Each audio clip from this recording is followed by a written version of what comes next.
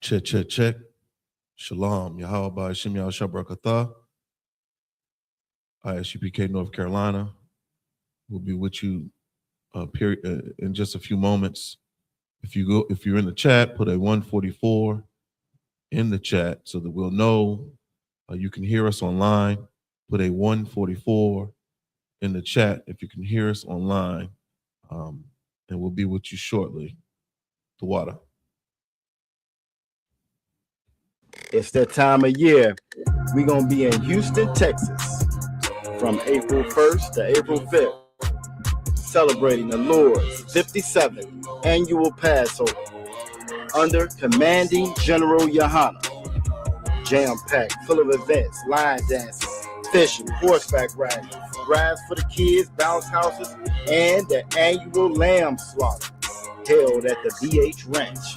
And it ain't no party like the all-black party, the annual all-black party.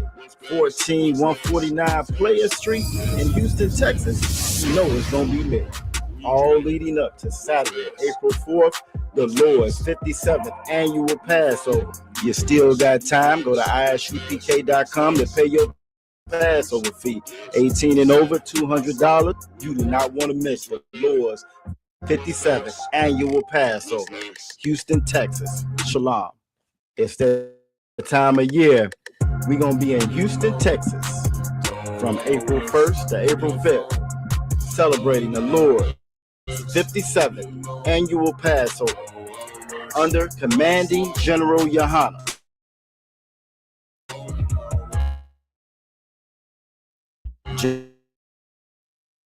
Jam-packed, full of events, line BH Ranch. And it ain't no party like the all-black party, the annual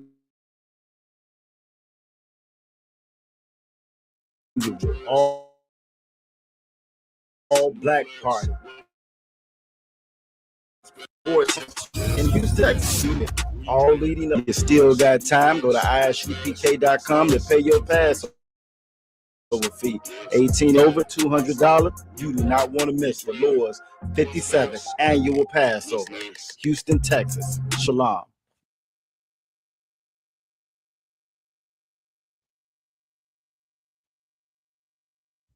Check, check, check. Check, check, check. Yeah.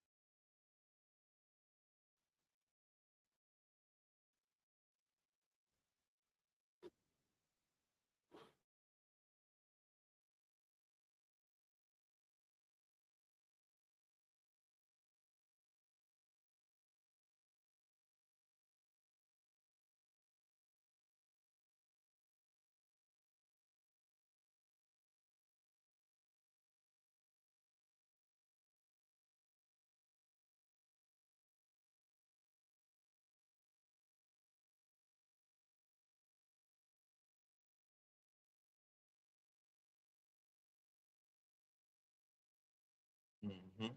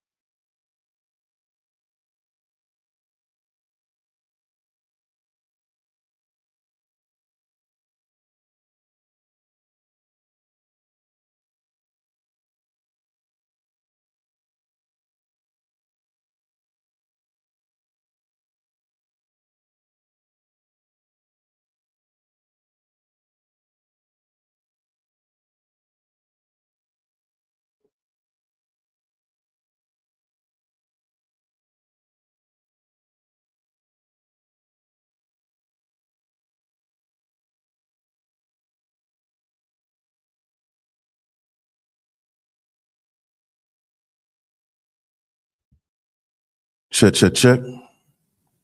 Most High in Christ. Shalom, Yahweh B'Hashem Yahushua Brakatah to my brothers. Yahweh Shamar Alatah B'Hashem Yahushua to all my sisters. I'm priest and officer of 1000 Bon Kayal coming out of Fayetteville, North Carolina. And this is the Israelite School Universal Practical Knowledge. Started out of 1 West 125th Street, Harlem, New York, under Commanding General YAHANNA. All right. And if you've had the honor to tune into class this evening, tonight is our Monday night mandatory for North Carolina scripture breakdown class, all right, under Captain of 13,000 I.S.U.P.K Banyamin, who is over our zone, North Carolina, South Carolina, all right? So if you have questions, save them for Captain I.S.U.P.K. But in the meantime, between time, we're going to get right into this class. As I said, this is the Israelite School Universal Practical Knowledge. We are a school that teaches daily life living skills to God's chosen people. Who are God's chosen people? If you go to the church, they'll teach you that everyone is God's chosen people. But when you open up the Bible does not teach that every nation on planet Earth is the nation that God chose or selected to represent him on planet Earth, you know, to be an example for all of humanity. The church doesn't teach about that nation. Hey, shalom. The church teaches a lie. The church teaches falsehood, man. Salakia. I see brothers trying to log into the stream. Most High in Christ. Shout out to everybody that's in the class online. Shalom Shkatah. Young man Desiree, I see you. Usual suspect. All right. Hey, Shalom Shkatah. What's up? How you doing, man? Good. I can't call it brother. I'm here, man. It's good to be here. You know what I'm saying? The land of the living. Yeah, it's good to be here, man. In the presence of the brothers, man, and the sisters. All right. But getting back to what I was saying about who God's chosen people are, is you, black man, Hispanic man, First Nation people, Native American, so-called, so on and so forth, man. You are the nation that God chose. All right. Negroes, Latinos, and Native Americans, all those flags that Bad Bunny had in the middle of the Super Bowl, the halftime show, are representative of the people that are despised and hated and reviled by society. But those are the people that God adores. Those are the people that God loves, man. That's the nation of people that God has chosen to represent him on earth, man. And you're not defined by any flag that man has made, so-called black, Hispanic, or Native Indian. This is the beautiful thing about being in this school, is that we've been charged with, you know, waking our brothers and sisters up, man. We are carrying the torch, if you can say that, you know, the torch to reignite and re-illuminate the people that God chose. And you can typically identify who God chose because man rejects them. All right. Now don't get all, you know, enamored with the Somalians, because that's not a nation of people that God chose. That's a total separate nation of people. You know, those are the descendants of Ham. All right. Yeah, we all saw that commercial. You know, they're trying to push this whole anti-Semitism narrative as if they are the only victims on earth that have dealt with a Holocaust, as if they're the only victims on earth that deal with perpetual hatred and oppression. When I think about that, I can only think about so-called Negroes, Latinos, and Native Americans. Look at our history. Think about the years, the hundreds of years that the Native Indians, you know, had to endure under, you know, Christopher Columbus and the conquistadors, man. I mean, go into the history of the war dogs, you know, those Spaniards and what they did to the natives, the Taino Indians, man. To the natives they came in contact with once they came across the Atlantic Ocean. How did they treat those people? Because those are the people that God chose. Right. But those people fell from grace because of disobedience. Those people lost their identity. And this is the thing. If you are so-called Black, Hispanic, or Native Indian, you descend from Shem. one of Noah's sons. You are Shemitic. You are a descendant, a blood relative. All right. But what's more important is that you're an Israelite. All right. You're an Israelite. You understand our lineage. It doesn't begin with what is it? George Washington and Thomas Jefferson and James Madison and Abraham Lincoln. Those are, yeah, or Christopher Columbus. Yeah, your beginning doesn't begin, or our inception doesn't begin with us being African nor American. Naming us after who? Amerigo Vespucci and Leo Scipio Africanus. Naming us after oppressors. Go ahead, brother. Check. Also, I thought said that wasn't a Holocaust. That was white on white crime, which is so heavy to say, you know, because it's like when even they try to talk about the Holocaust and things like that, but a real Holocaust is what 999 million unalive. You understand? On the way to another land that they don't know nothing about. You know, said what 777 million natives that was unalive on the way to a land they know nothing about. You understand that was they barely scratched the surface with their little bit of whatever they lost. It's a lot. 99 million that were lost. Yeah, that's a lot. That's a big number. You know what I'm saying? But you on point when it comes down to the figures, because they'll dismiss. They've never put value on the lives of us. We've been dehumanized and reviled, man, by every nation on earth. So to take a black life means nothing. And you see that in present time because, ICE and the CBP, they've unalived more people than, what's the dude's name? The nurse in Minneapolis, or Renee Good. The only reason why the brutality is being amplified, to the extent of what we see in real time is because of the loss of white blood. Right. It ain't had nothing to do with the other individuals that lost their lives that just so happen to be Black and Hispanic. Pay attention to that, all right? Everyone wants to talk about race not mattering, but race absolutely matters, man. It's not a social construct. The most high power, Alex Preddy, yeah. I was gonna call him Daniel Penny, but I'm like, nah, that ain't the right one. You know what I'm saying? But it's really, really important for you to know your identity. It's really, really important for you to know what time it is if you so-called Black, Hispanic, or Native Indian, man. It's not time to be playing. It ain't time to be caught up in, just dilly-dallying, going through the motions of being distracted by the Super Bowl. We get distracted by some of the most trivial, insignificant things. When you got crack cocaine still in our communities, and everybody knows that crack is whack, man. Everybody knows. I just don't understand how it's still a trending thing. Why is this still a theme for us to be drug addicted, man, and to live in dysfunction and live in abject poverty in our communities, whether they be in the projects or the PJs, the ghetto, on the reservations, in the favelas, in El Barrio, There's a reason why we deal with the things that we deal with, man. We haven't been effectively taught about our identity. And that's what this class is about. It's the Brotherhood class, all right?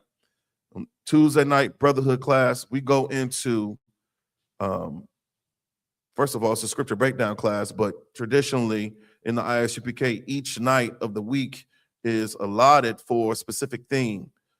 All right. So Monday night is the history class. Tuesday night, just so happens, is our scripture breakdown class / the Brotherhood class. Traditionally, that's what's taught on Tuesday nights. Wednesday night, we have what? The biblical law class. We go into the Torah, we go into the Bible, and we learn about our true culture. We learn about our true customs, our true traditions, the things that we're supposed to be doing, not what everybody else does. All right. And then Thursday night is a scripture breakdown class. Everyone's supposed to tune in to watch General Muhammad, go in and teach the scripture breakdown class on Thursday nights. And then on Friday, we have one of my favorites, the Lashawan Quadash. All right. or the holy tongue. All right. That's the Hebrew language class on Fridays. And when you come into the truth, knowledge, and understanding of you being an Israelite, you acknowledge and revere and keep the Sabbath holy. All right. So we have Sabbath service every Saturday, each week.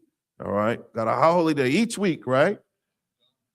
And it's important for you to know that, because everything is pointing you away from what you need to know in order to be successful, in order for you to live, in order for you to thrive and survive on planet Earth, man. Hey, Shalom Shkatha, what's up, brother? Yeah, if you can hear me, Most High in Christ. Yeah, all right, so we're gonna get into it. There, sir. Yeah, how we doing? How we doing? I'm too hard, sir. I'm too high in Christ. I'm looking for that music. Where that music at? It's that season, brothers. You got something out? No, not ready for drop yet, you know, but we have things to go forward. I know every time I see him, I gotta ask him. You know what I'm saying? Every time I see you, I gotta ask you, what's up with that music? You know, I only ask brothers that actually make good music. You know, if I ain't asked you when you dropping, every time I see Captain Akkad, every time I see Officer Shar, you know, whenever I see the other brothers that make music, and you know, in this school, I care, man. You know, I'm looking for that.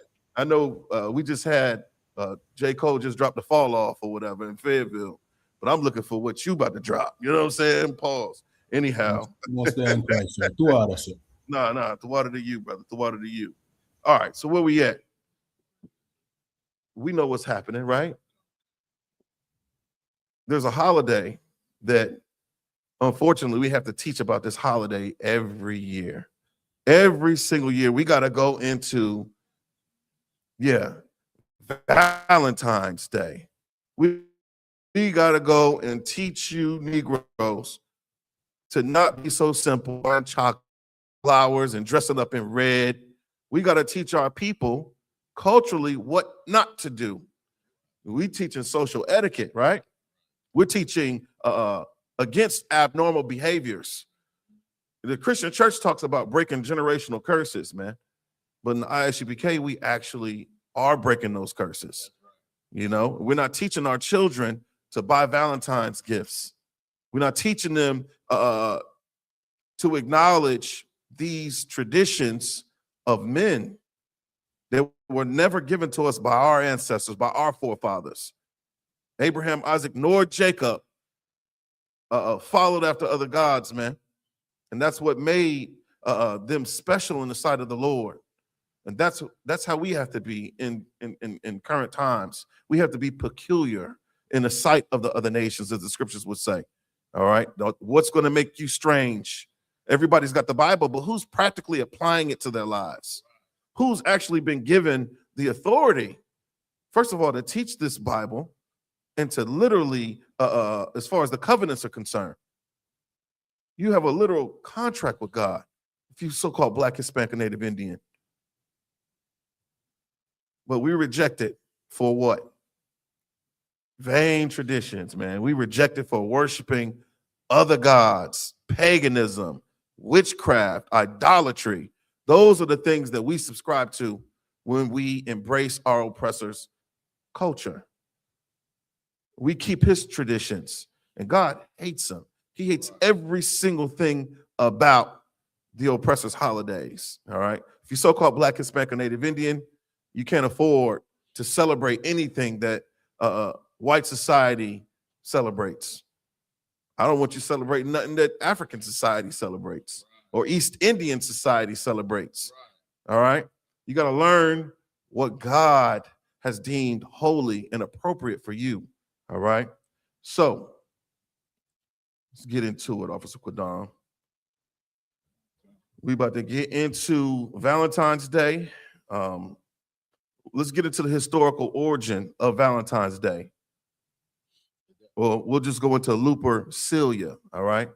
Go into Lupercalia, which is a fertility festival. And tell me what you got. If you at home online, just put it in your Google machine, man. Don't be a dumbass with a smartphone, all right? So lock it for my language, all right? Look up Lupercalia. It's pronounced Lupercalia. Lupercalia.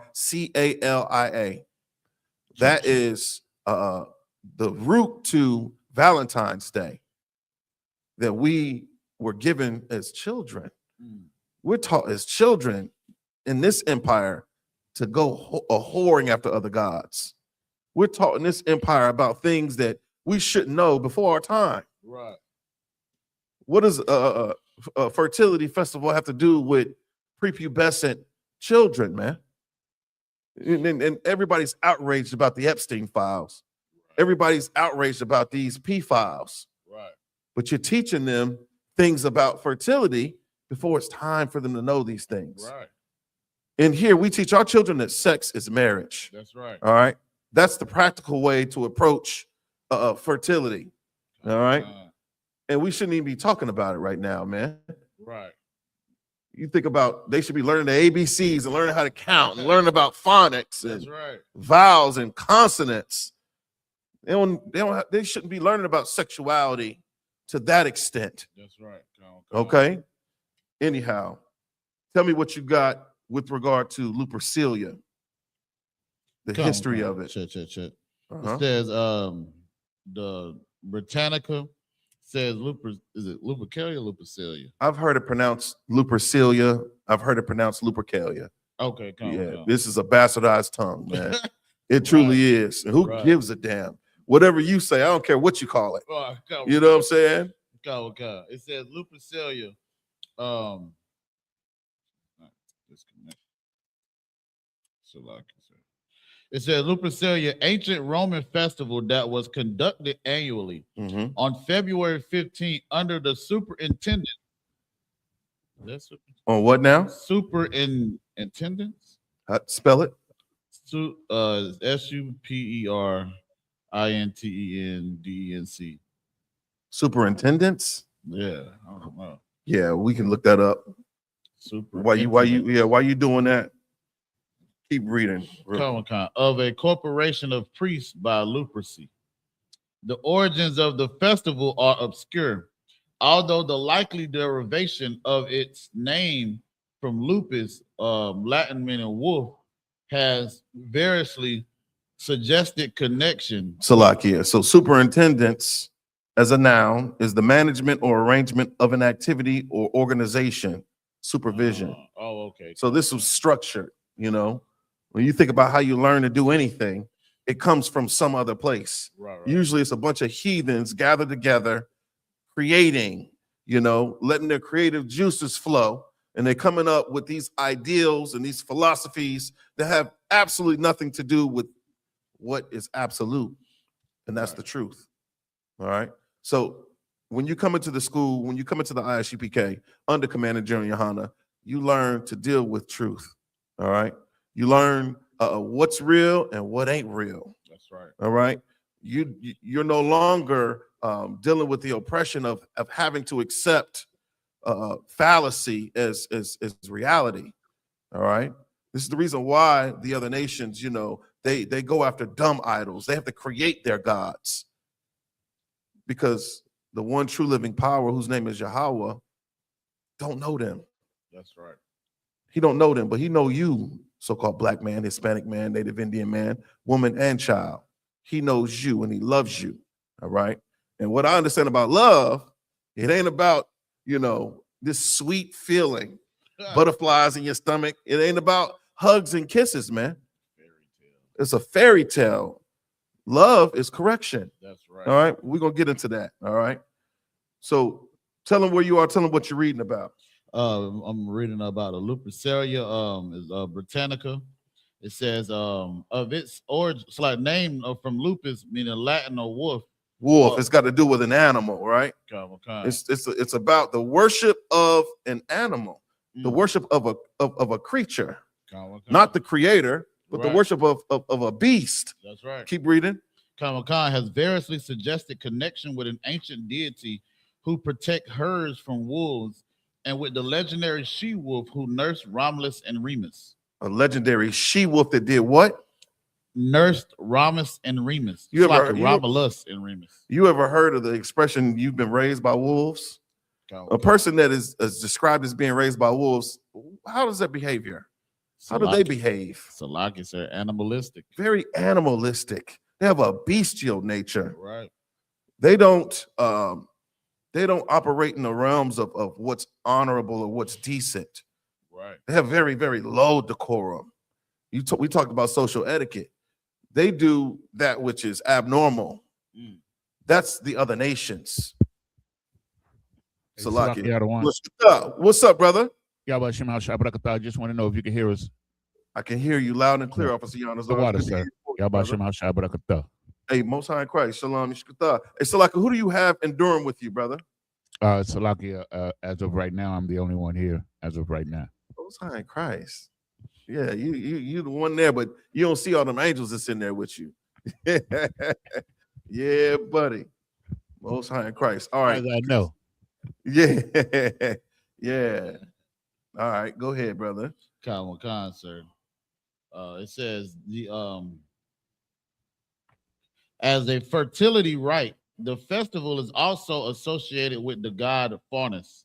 And I got the god Faunus. Khan, and I got this looked up already. Yeah, I knew you already had a tab on your phone.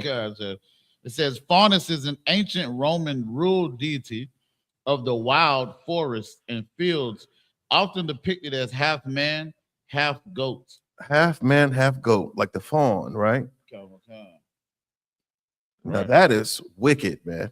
You think about fantasy and mythology.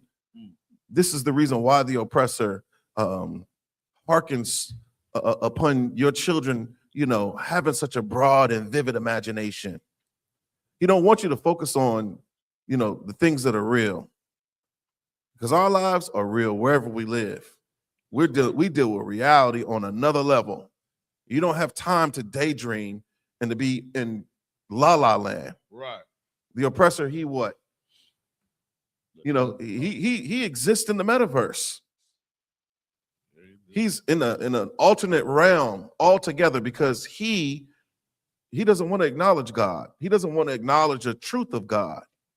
So he comes up with his own ideologies, man. That's right. He's created his own gods of wood, gods of stone. And what's dubious is the fact that he's taught us to worship those gods. The people that God chose, the people that God knows, the people that are cursed whenever they do those things, whenever they go after other gods. This is what the oppressor does. And don't ever mistake they don't know who God's chosen people actually are. They know. This is the reason why they oppress us the way that they do. All right. Go ahead, brother. Good night. It says he was originally worshipped throughout the countryside as a bestower of fruitfulness on fields and flocks, and was indigenous. Heathen farmers, Right. dumbass heathen farmers out there, just doing whatever, man. Good night. Isolated, isolated on their own farms, doing God knows what with the animals, with the chickens, Right. with the sheep, with the goats. Oh, Salakia. Who's that? Oh boy, he looked like Captain I.S.U.P.K down there, boy. Shalom, Yahweh Shem Yishmael. What's going on, brother? Yahweh Shem Yishmael. Speaking of farmers, this is not a dumb farmer right here. Yeah, right. This brother right here, man. Need one of them coconuts he had on there. A coconut. Oh Yeah. man, yeah. I can't wait to if we have the honor of going down there, man, and seeing the fruits of this brother's labor, Right. because that's something that we should know. We should know how to raise crops and raise and care for livestock. That's right. Instead of us depending upon our oppressors to feed us, we off in a bad way, man. Right. All right, but go ahead, brother Salakia. Sir. I got distracted when my brother came on here. Hey, You know what I'm saying? Most High in Christ. It says his attributes were later identified of those of the Greek god Pan, and he became primarily a woodland deity with four sounds regarded as his voice. I got a question now. Go ahead. Is this the same goddamn man as Peter Pan? I wouldn't say that. because I don't know much about Greek and Okay. Roman mythology, right. but I know Peter Pan was what? He's a He- boy, right? Like a he- little. He was, but they dressed alike because this picture. If I could show this picture, Man, if you can pull it up, pull it up. They, You the know way what I'm they got saying? this picture, it kind of looks like him. And then like it says it was a force regarding his voice. You know, Peter Pan, that's how he lured the children in by Mhm. music. Okay. You understand what I'm saying? And it was, of course, an old lovey-dovey thing, and they went to that Like land. the Pied Piper. The Pied Piper. That's And what was R. Kelly known for? Good night. You Good know, night. the spirit on him. Salakia. Yeah, That's a disgusting thing, it man. is. You know, but that's the spirit of, America. Right. That's the spirit of Christianity. R. Kelly was, he came up in a church, Mm. and he, women that were older than him took indecent liberty with him. That's right. And he was abused, and that's what we're trying to protect our children from in here. We have to teach them about no damn Pan or Peter Pan or none of that nonsense. Oh, wow. Yeah, that's crazy. I don't know if the people, can they see it at home? I'm sure. So the brother's going into the history of Lupercalia or Lupercalia, all right, honoring their gods of Faunus or Lupercus as a fertility god, all right? And we have to understand the ways by which you celebrate our oppressors' holidays. Those are actual rituals. So you don't think you're practicing witchcraft, but you are absolutely practicing witchcraft when you celebrate your birthday. You celebrate New Year's, when you celebrate Mother's Day and Father's Day and Thanksgiving and Christmas. The way by which you do it, those are rituals. Getting a birthday cake, putting candles on it and lighting the candles, blowing the candles out. You got to make a wish before you blow it. That is a ritual. What is the ritual to Lupercalia? How do we celebrate Valentine's? Well, not us in here, but the people in the world. When we were in the world, how do we celebrate Valentine's Day? Can they can see it? Come. Man, all of that looks otherworldly evil, man. All that looks like wickedness. I don't want nothing to do with none of that. A half-naked man, half goat-like animal. I don't want nothing to do with that, man. I had to get that off screen. Yeah, that's terrible, man. You about to get our stream clip. Nah, you too wild. You too wild. Most High in Christ. All right.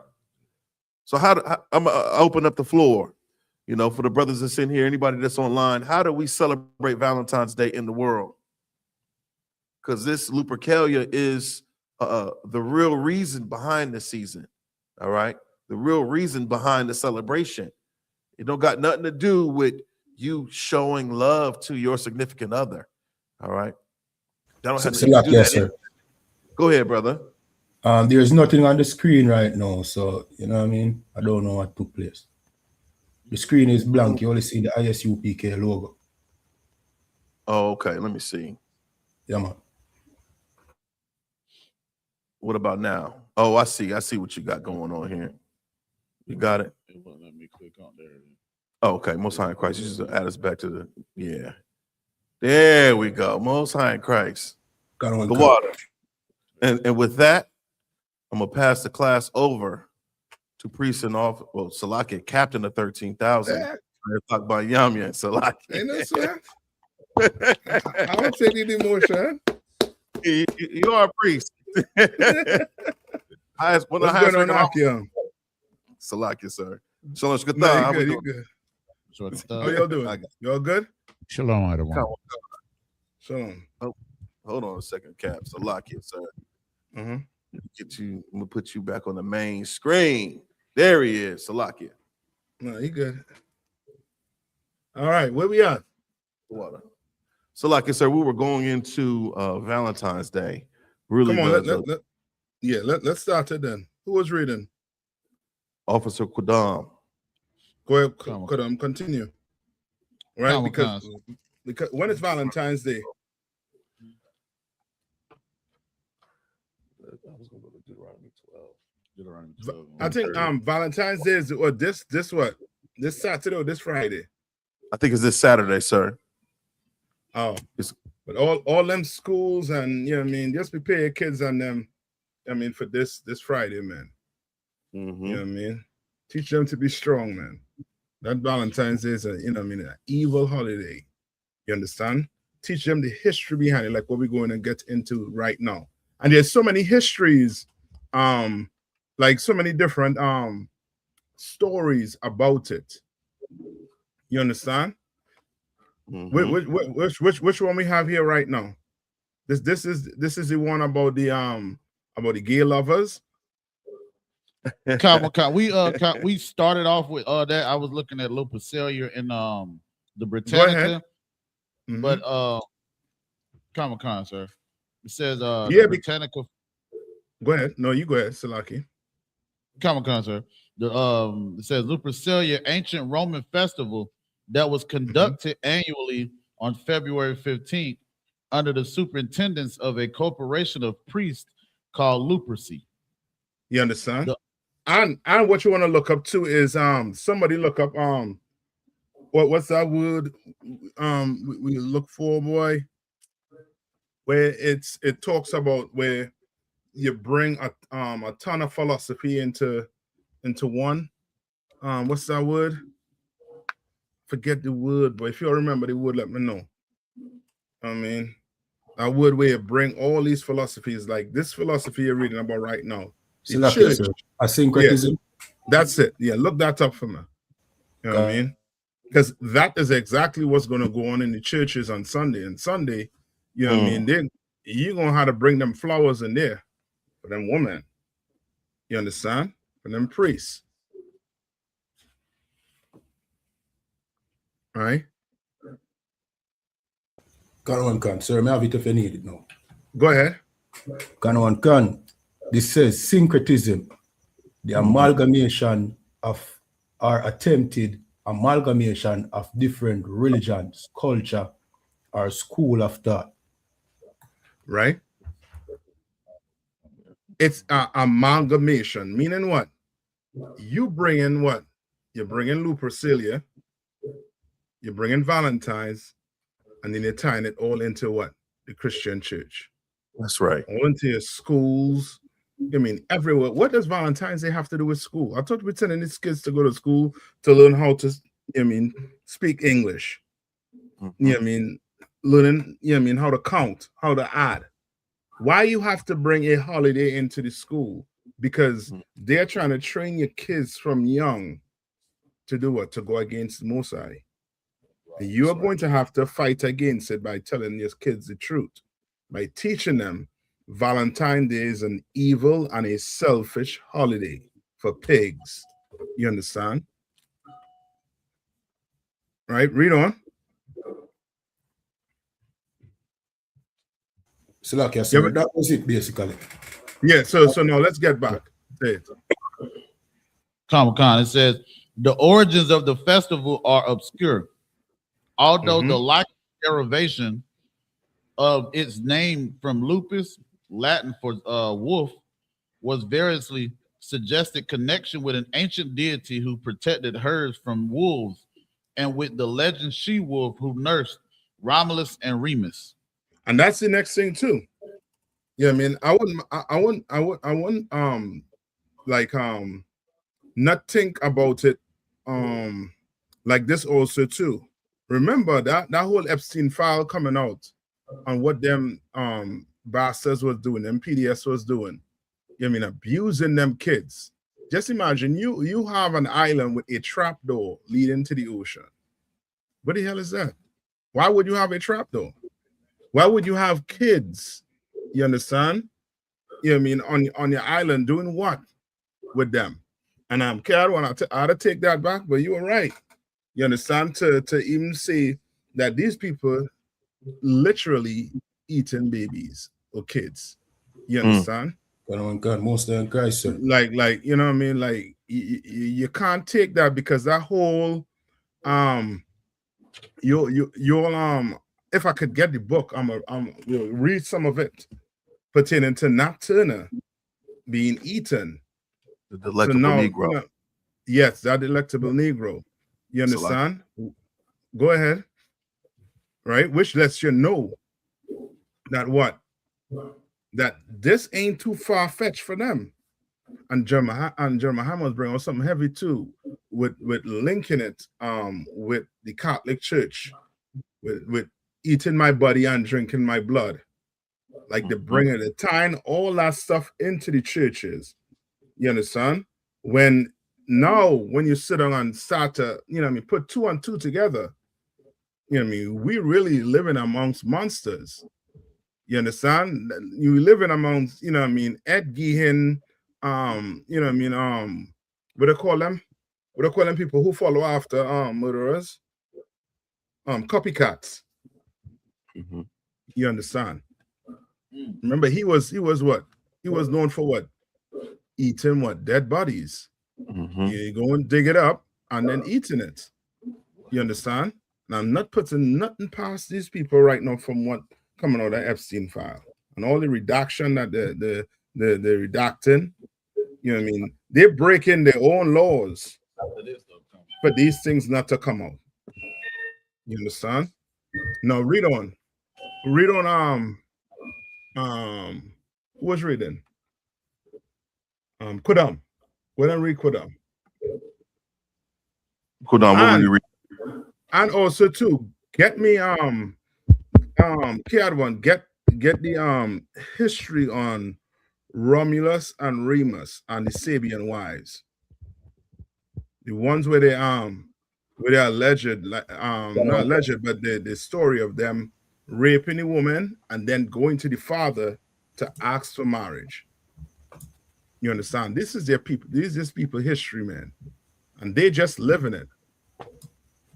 We're the ones, getting caught up and thinking that this man, this oppressor, he is intelligent, he's this, when all of that is just a farce. You understand? All of that is just a smoke screen. You understand? Remember, the oppressor, he's not over here because he's smarter, he's stronger. He's the only reason why he's over you today, through this entire earth, is because we disobeyed the Lord. That's all. You understand? Shalom, sis. All right. Come on. Come on, sir. It says, as a fertility rite, the festival is also associated with the god Faunus. So it's about this so-called holiday is about what? Sex. Just lucid, sex. That's why in the Caribbean, right now, what they have going on in the Caribbean. Something I pray none of you all, ever get to witness, man. It's so disgusting. What's going on in the Caribbean right now? More so Trinidad. Anybody want to take a try? Type in what's the biggest festival going on in Trinidad right now? Type it in and tell me where you get. Don't look at the pictures. Just read the words. Salakia, sir. Come on. Is it Carnival? Carnival, yeah. And Carnival is another it's like a season. Like Carnival season start right after Boxing Day, all the way to Ash Wednesday, the day before Ash Wednesday. You understand? And it's just about partying, having fun. You know what I mean? And like you don't have bills. You know what I mean? Like there's no, nothing else going on. Yeah, Kodara. Right. Carnival. You understand? Salakia, so come on. It's been a trend. I mean, I know a lot of sisters here, like once they get their degrees or whatever, they go down there just so they can dress in the scantily clad manner. And it's like no clothes, zero clothes, And I'm like, well, what is that? I never understood. I think Jay-Z, he got the song Big Pimpin'. I think they filmed that during Carnival or that season, Salakia. Yeah, you're right. But it's just about lust. I forget the history behind it, but brother, it's about the gist of it: sex and loose behavior. You understand? Like it's you know what I mean, it's not Valentine's Day in one day, but just think a whole season with just partying and you know what I mean, you name it. All right, come on. Come. It says each Lupercalia began with the sacrifice by the Lupercy of goats and a dog, after which 2 of the Lupercy were led to the altar. Their foreheads were touched with a bloody knife, and the blood was wiped off with wool dipped in milk. And now somebody pulled from the fables in Peter's. I think it's either 2 Peter's or 1 Peter's 2:16, I believe. All right. So to let you know, let everybody know what we're reading about here now. This is not something that happened in history. This is not something real. These things are made up. These are made up people. You understand? Yes, sir. What do you say? All right. Said 1 Peter 2:16, sir. Yeah, I believe so. Or 2 Peter's. I'm looking for where it says we don't believe in cunningly devised, you know what I mean, fables. You understand? But you continue reading Kodam. Come, sir. It says the ritual required that the 2 young men laugh. The sacrificial feast followed, after which the Lupercy cut thongs from the skins of the sacrificial animals and ran in 2 bands around the Palatine Hill, striking with the thongs at any woman who came near them. Corinthians 1:16. A blow from the thong was supposed to render a woman fertile. Hold on. Yeah, let him finish reading. Salaki, sir. Go ahead, Kodam. Comic-Con. So it says in 494 CE, the Christian Church under Pope Gelasius the first forbade participation in the festival. Tradition holds that he appropriated the form of the rite as Feast of the Purification or Candlemas, celebrated on February 2nd, but it is likely that the Christian feast was established in the previous century. It has also been alternatively suggested that Pope Gelasius the first replaced Lupercalia with St. Valentine's Day, celebrated on February 14th. But and that's Salaki Kodam, and that's the whole thing with these oppressors. They come up and create these holidays and make it seem as if it come from God when it does not come from God. That's you understand? Right. Yeah, Yanisa, what's the scripture you was calling? The one that you called for, sir, is in 2 Peter's 1:16. Go ahead. I'll read it. Choir Bar is going to read it, sir. It's the book of 2 Peter's, chapter 1 and verse 16. For we have not followed cunningly devised fables, when we made known unto you the power and coming of our Lord Jesus Christ. Right, and Valentine's Day is a cunningly devised fable. Why? What are people saying Valentine's Day is about?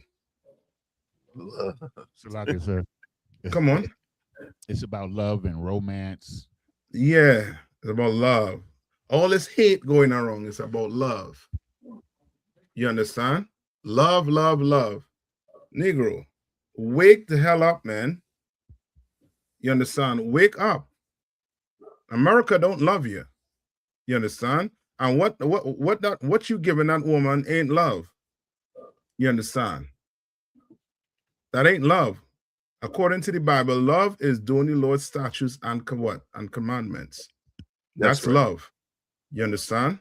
Love is not a box of chocolate or some flowers. And we're gonna have to teach our girl kids these things, man. Because guess what? You don't teach them this, then guess what? A man is going to lure them away with what? With a box of flowers, box of chocolate. You understand? We're gonna have to teach them that ain't love. We can't celebrate these days. You understand? It's evil and wicked, and it makes you what? Weak and what? make you selfish. Mm. Because this is all about what am I going to get. You understand? Especially these women. Oh man, some of these women in the world, I think you ain't buy them. You know what I mean? And they want a postcard right now. You buy them something, you know what I mean, some material item. The relationship, you know what I mean, might be in crisis. You know what I mean, after Saturday. You understand? You know what I mean? Sunday, 12 a.m. You're liable to have a crisis on your hand. Because she's going out with whoever is going to buy her that box of chocolate, whoever is going to, you know what I mean, acknowledge that Valentine's Day. Salakia, Come sir. on. Come on. Salakia, sir, if I may. It done got so bad. So whereas the guys say that, you know, we don't celebrate Valentine's Day, that the women made their own Galentine Day. If I may, they got a thing called Galentine now, where all the girls go out and they, you know, and they carry on. Yeah. Lock it. Yeah, we know what that is about. You understand? Give me you finished with that script? Did we get a scripture? Count on count. Okay. Let's go to Philippines 2. It's Philippines 2 and 3.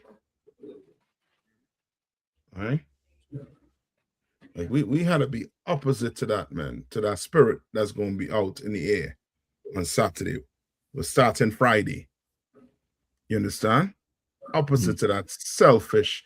And give me and this one thing. I think this is in Isaiah 8 and 32. Somebody get Isaiah 8 and 32 for me once we get this one. Philippians 2 verse 3. Kamakan, it's the book of Philippians chapter 2 verse 3. Let nothing be done through strife or vainglory. All right, nothing be done through strife and what? Vainglory. You understand? What's vainglory? Salakia, sir. Come on. I'm assuming like glory that like basically like exalting yourself, or it doesn't have any meaning though. Yes, it has no meaning. Like celebrating Valentine's Day have no meaning. You understand? It has no meaning whatsoever to the Lord. But you want to do it. Why? Because it's about you. It's about that vainglorious seek. You understand? Read on. Come on.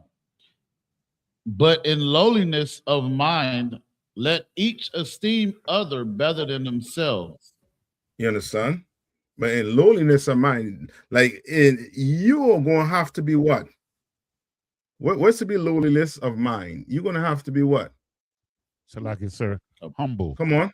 Humble. Got to be meek, man. Come on. When we think about vainglory, could we liken that to, you know, the pride of America? You know, they want people to be proud of what America has accomplished in building this nation that they deem great. But this nation was founded upon just bloodshed and evil and wickedness, you know, Salakia. Yes. That's vainglory also too. Just think whatever you think is, you know what I mean, it's how to put it, like something nice, something, I won't use the word nice. Look up the definition of glory. So, like, if I may, sir, vainglory, according to Merriam-Webster, is a noun, excessive or ostentatious pride, especially in one's achievements. Yeah. Vain display or show, vanity. So Salakia, sir, I couldn't help but to think about, like, you know, winning the Stanley Cup or winning the Lombardi Trophy, or what is the NBA, you know, the trophy that's awarded to the finalists, you know, in the NBA. Like, that would be considered vainglory, because how is that like progressing society? How are you actually benefiting, you know, humanity? Yeah. It's vain. Salakia. Yes, it is. All of it is vain. It means nothing to the Lord. Yeah, you win the NBA. You think Christ come back and Good job, brother. No. I mean, the angels clapping because you win a ring. No, forget your people. Did you all see the news pertaining to the I think the Winter Olympics? Is it the Winter Olympics or just Olympics? Some Olympics going on. It's the Winter Olympics. The Winter Olympics. And you should hear these athletes speak out against their government. You understand? Of course, it's oppressors, but nonetheless, they're athletes. And Black people do not want to do it. You understand? We're scared to do it. You understand? What happened to the movement with what's his name? Colin Kaepernick. You understand? Now you have to ask yourself, you know what I mean, what has Jay-Z been doing in the Epstein files? So you have to start questioning all of that, because the way he bending over for these people are to make sure that he quell whatever, you know what I mean, whatever pride that Black people are trying to get back. You understand? He's trying to quell that. Whatever he's trying to do, he had to be working for the oppressor. Kind of one con. He has to be working for the oppressor. It's lucky, sir. Come on. I mean, like this whole thing with this kidnapping of this old lady, this old white woman, like they using that, like they taking up like 40-50% of the time on the news just dealing with that. When all of this corruption is just everywhere. And they not saying, they hardly saying a thing about it. Yeah. But we're gonna say something about it though. And let the Lord take it up. And once the Lord take it up, you know what I mean, it's a done deal. So like it, sir. Come on. I haven't even heard them publicly, even though, you know, we know that Jay-Z is in there, but we haven't heard them say it publicly. I haven't heard them say it on the news that Jay-Z was in the files. Yeah. You know he what? working for the man. Yes. You understand? More than likely, you know what I mean, you're not hearing certain names because the news is just telling you what they want you to know. So it's like we won't know we won't know what they be talking about behind closed doors in Congress. You understand? But they talk about it. They know who's in it, but they can't come out and say it. Because remember, to them, they want to make it or appear as if you have two governments against each other, when in reality it's one. And how we know it's one? Because you have Republicans and Democrats in the Epstein file, which means they were doing what together? They was freaking off together. Partying. Yeah. They were partying together. While you argue and say, yo, the Republicans is trash, the Democrats is this, that, the other. Oh, they're having parties with kids, with Epstein. You understand? So we're definitely not going to know everything. The Lord gonna have to come and reveal everything this bastard doing and been doing. And it's gonna come out bit by bit.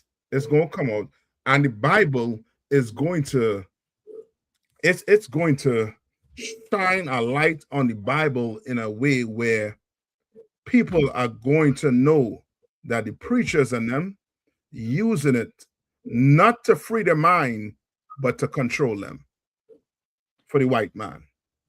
You understand? It's gonna come out.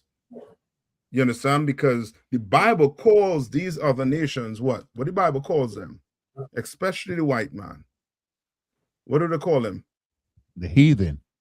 The heathen, but there's a name the Bible gives them, which will, when you hear things like what's going on with the Epstein, you're like, oh yeah, this is what, you know what I mean, they do. So like I said, baseman. I'll take baseman. There's another word, colorful word. Beast. Yes, a beast. You understand? A dog will hump a pillow. You understand? A dog will hump whatever he could put his paw on when he's in heat.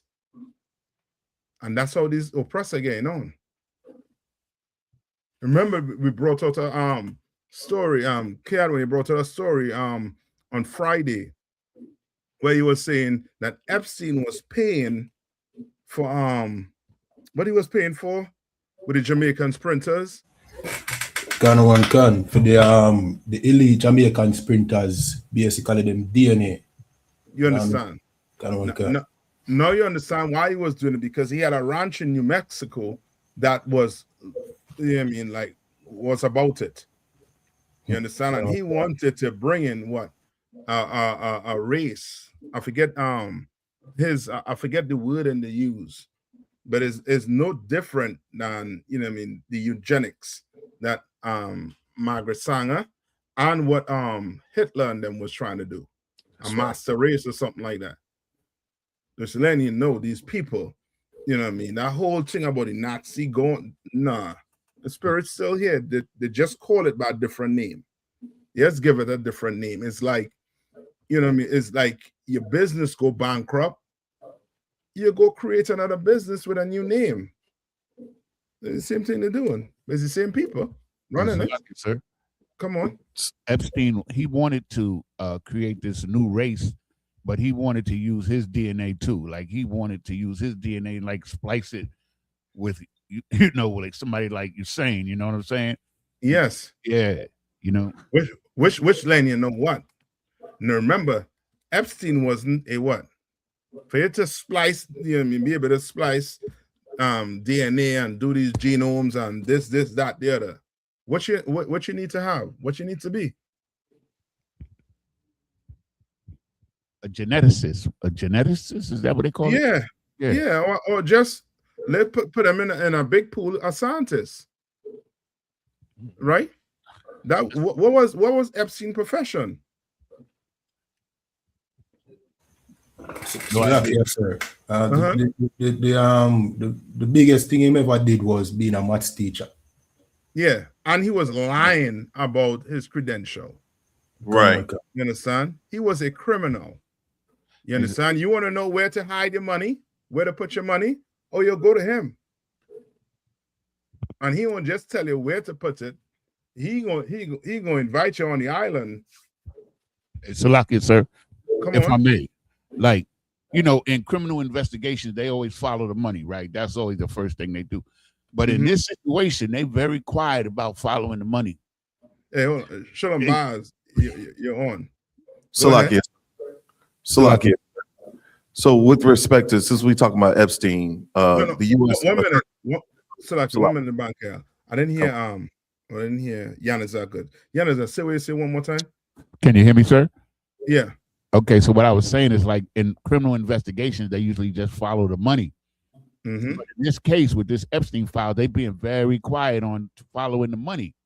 Right? Yes. They're not putting out none of that information. Like, if they really want to find out what's going on, well, let's see the bank notes. Let's see the bank records. Let's see the electronic transfers and stuff like that. That will tell us everything.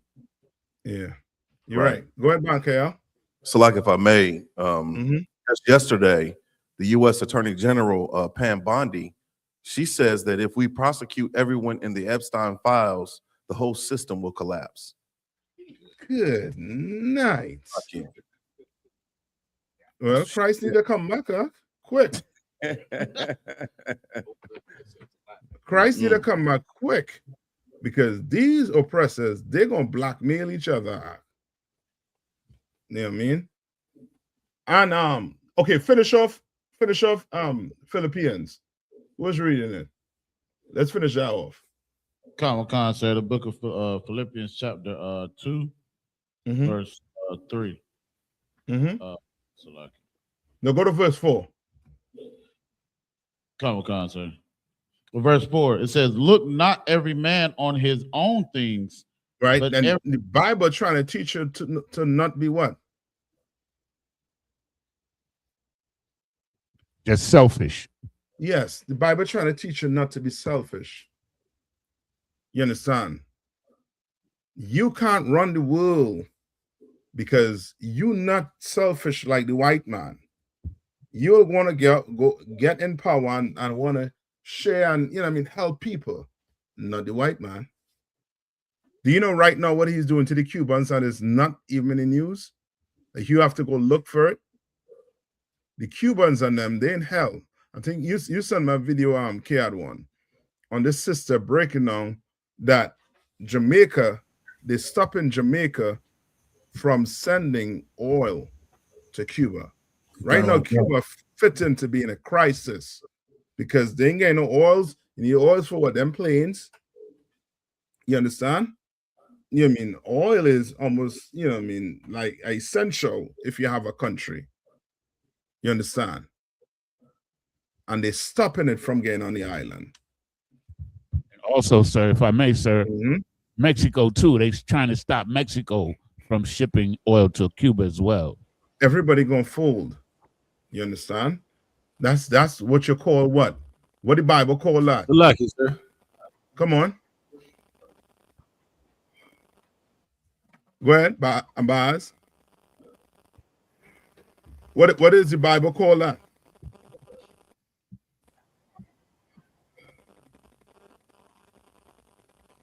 The Bible calls that the mark of the beast. You understand? Where you will not be, if you don't have that mark, you won't be able to what? Buy or what? Sell. Still that have the what? The mark. Sell. Salaki, sir. Come on.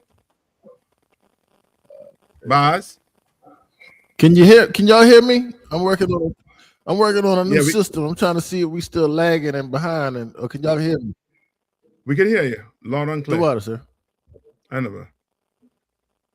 All right. Come. All right. So now, read on. Come. It says, look not every man on his own things, but every man also on the things of others. You understand? Meaning what? What is that saying?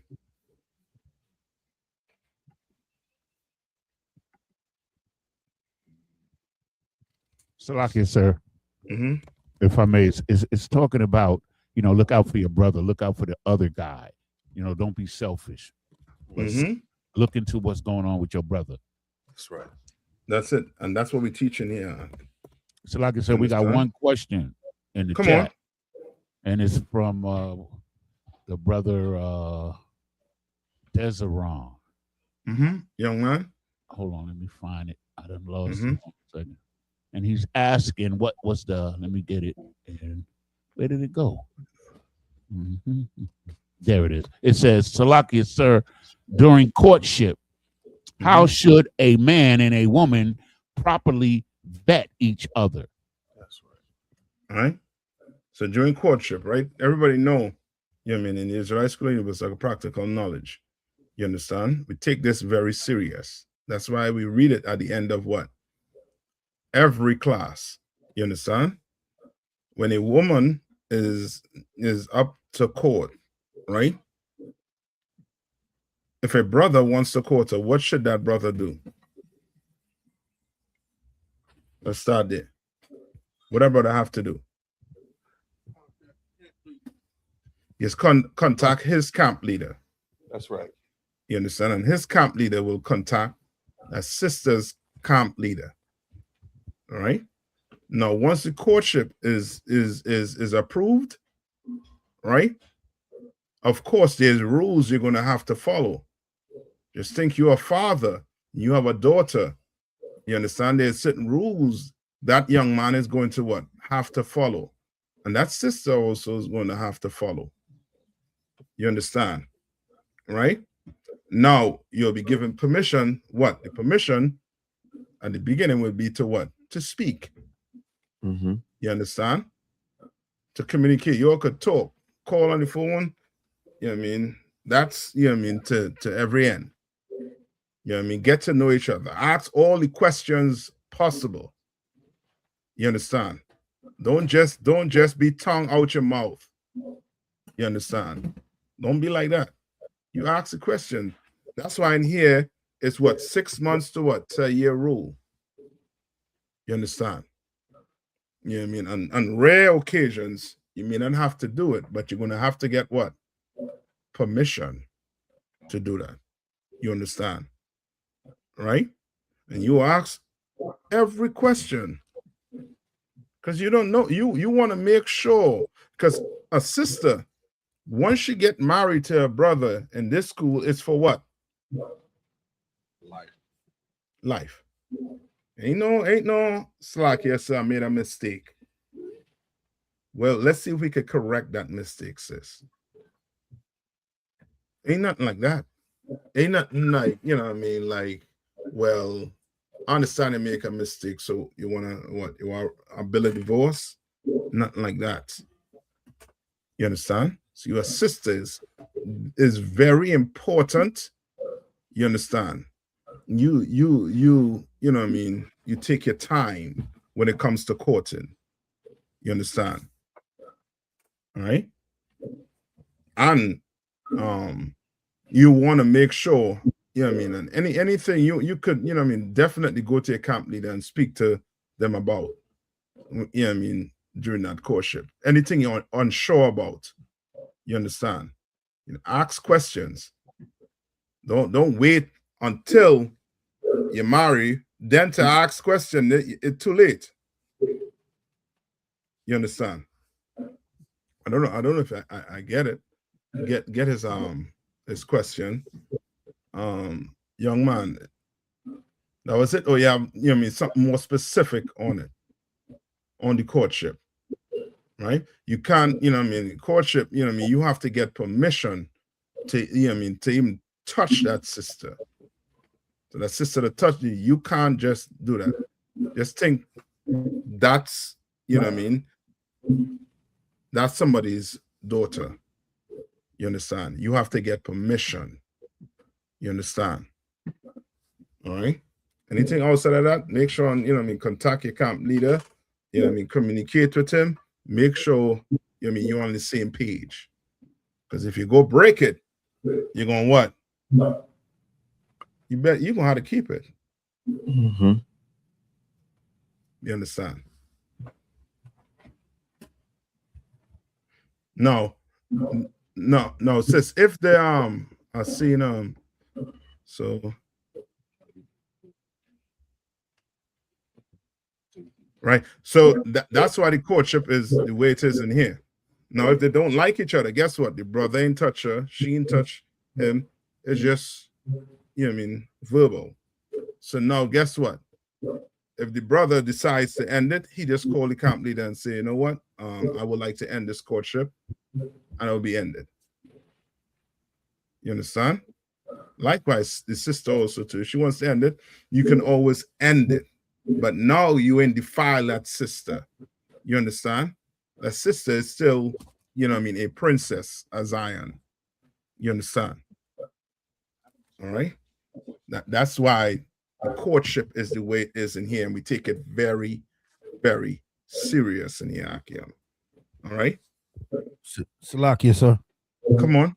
I want to ask this question for my rib. I thought she was going to put it in the chat, but she asked me a question about if a man and a woman in a relationship, and the woman, I guess she fall out of interest, or you know, they not physical anymore. They, you know, there's no physical attraction. They basically can't stand being in a room with each other. Mm-hmm. What is you know, what is she supposed to do?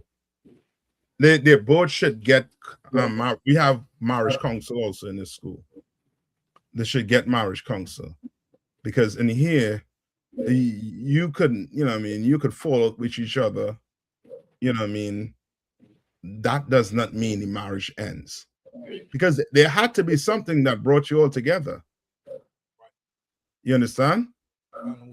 It had to mean something that, you know what I mean, you all lie down naked as, you know what I mean, the Lord make you together. You understand? So, you know what I mean, it doesn't end, it don't have to end like that. They're gonna have to find something like in the beginning, and that's the problem with some of us. Some of us, we like the beginning stages, you understand, of something, but then when you have to put work in, now it's a problem. We gotta grow up. We're gonna have to recognize, you understand, marriage is work. Marriage ain't, you know what I mean, like, you know what I mean, ain't, you know what I mean, something simple. And if you're not serious about it, then it's, you know what I mean, ain't no problem. The Lord never say you have to have a woman. The Lord never say you have to have a man. Just chill, relax, take your time. You understand? It's going, trust me, it's gonna come. But now, if you're in it and you're going through marriage issues, then guess what? Give me what Paul say. Is Paul or Christ where you'll be you can separate for a time? Kind of that's in 1 Corinthians. Yeah, get me there. You understand? That's why, you know what I mean. I'm just being broad, but if you know what I mean, if it have to be more specific, then you should go to your camp leader and request marriage counsel if it gets to that stage.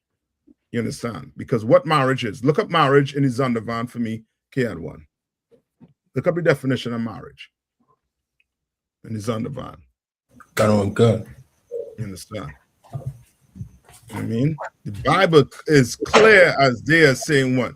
We can't turn our daughters and our sons into what? Horse. Right? You can't turn your daughters into whores, and you can't turn your son into what? I believe it's sodomite or something like that. You understand? Like it's telling you, and that's, you know what I mean, the Bible is such a, and that's why we call it's the Israelite school of what? Universal practical knowledge, because these things are practical, and these things are so practical. You have examples to go by. And where are those examples? In the law. Well, yeah, but you don't see the examples just walking around, looking around. Oh, come. Yeah, I see enough.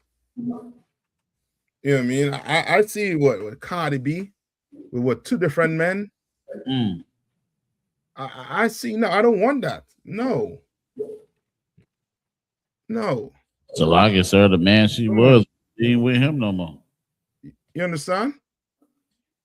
Like they and that's the people they put up as our kids, what you call that?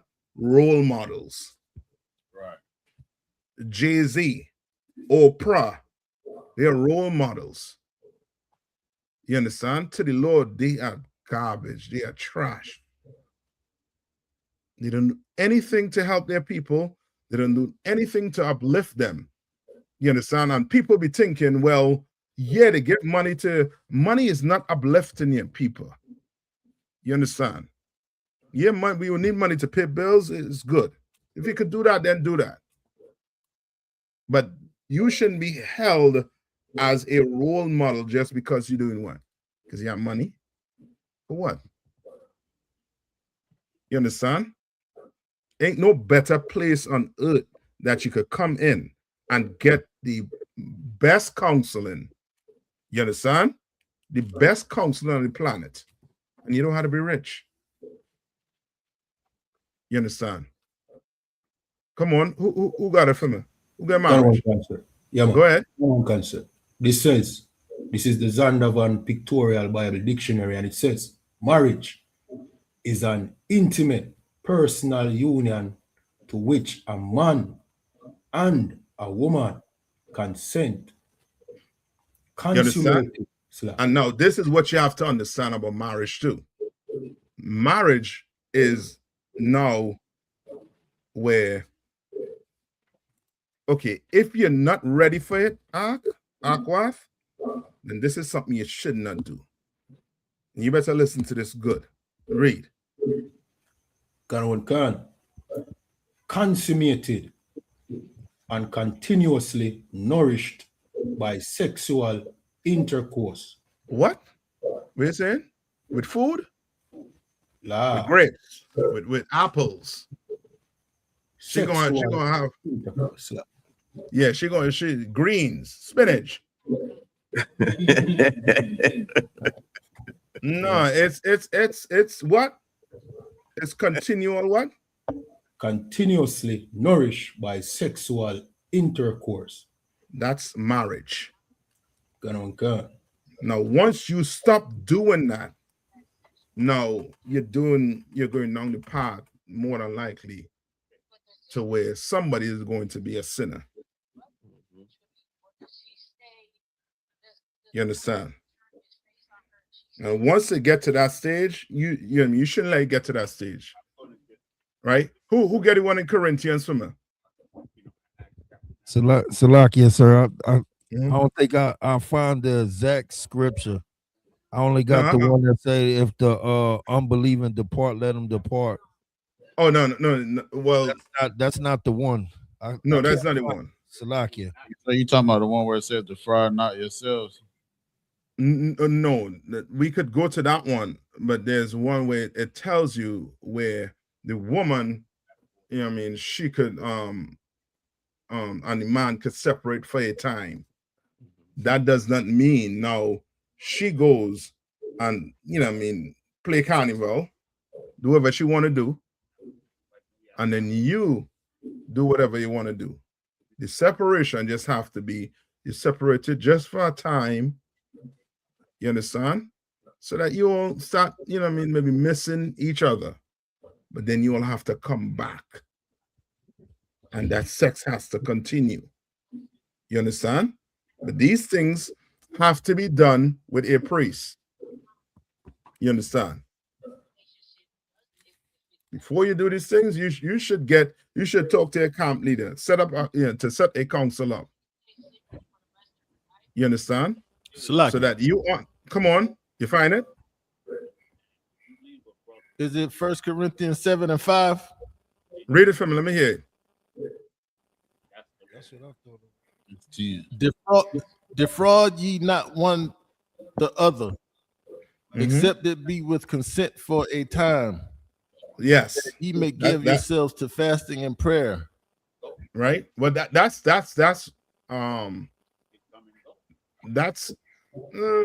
around about it. You understand? So it's verse 10. It says, Like and it, sir. It's Yeah. a little more. Okay, go ahead. And come together again, that Satan tempt you not for your incontinency. You understand? Like your inconsistency. Because once you stop having sex with a woman, now it's almost as if, you know what I mean, like you're detached from each other. You understand?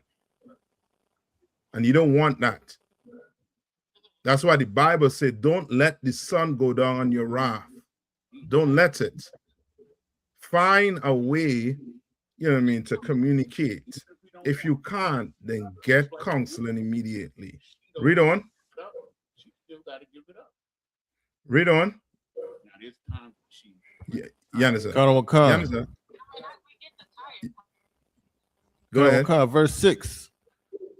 But I speak this by permission and not of commandment. Verse 7. For I would that all men were even as I myself. What does that mean? But every man hath power. So like it that Paul was not married. That so Paul was he wished what? that every man could be like him. He was not married. Yes. He wished that everybody had that strength. So he could concentrate on the work. Yes, on the work of the Lord. Read on. But every man hath his proper gift of God. Because one after this manner. So like to do what Paul and what Christ did, it's a gift. You understand? Not everybody could do that act. Right? Read on. One after this manner, and another after that. Verse 8. I say therefore to the unmarried and widows it is good for them if they abide even as I. Verse 9. But if they cannot contain, let them marry. Let them what? For it is better. Salaki. Say, let them marry if they can't contain. You understand?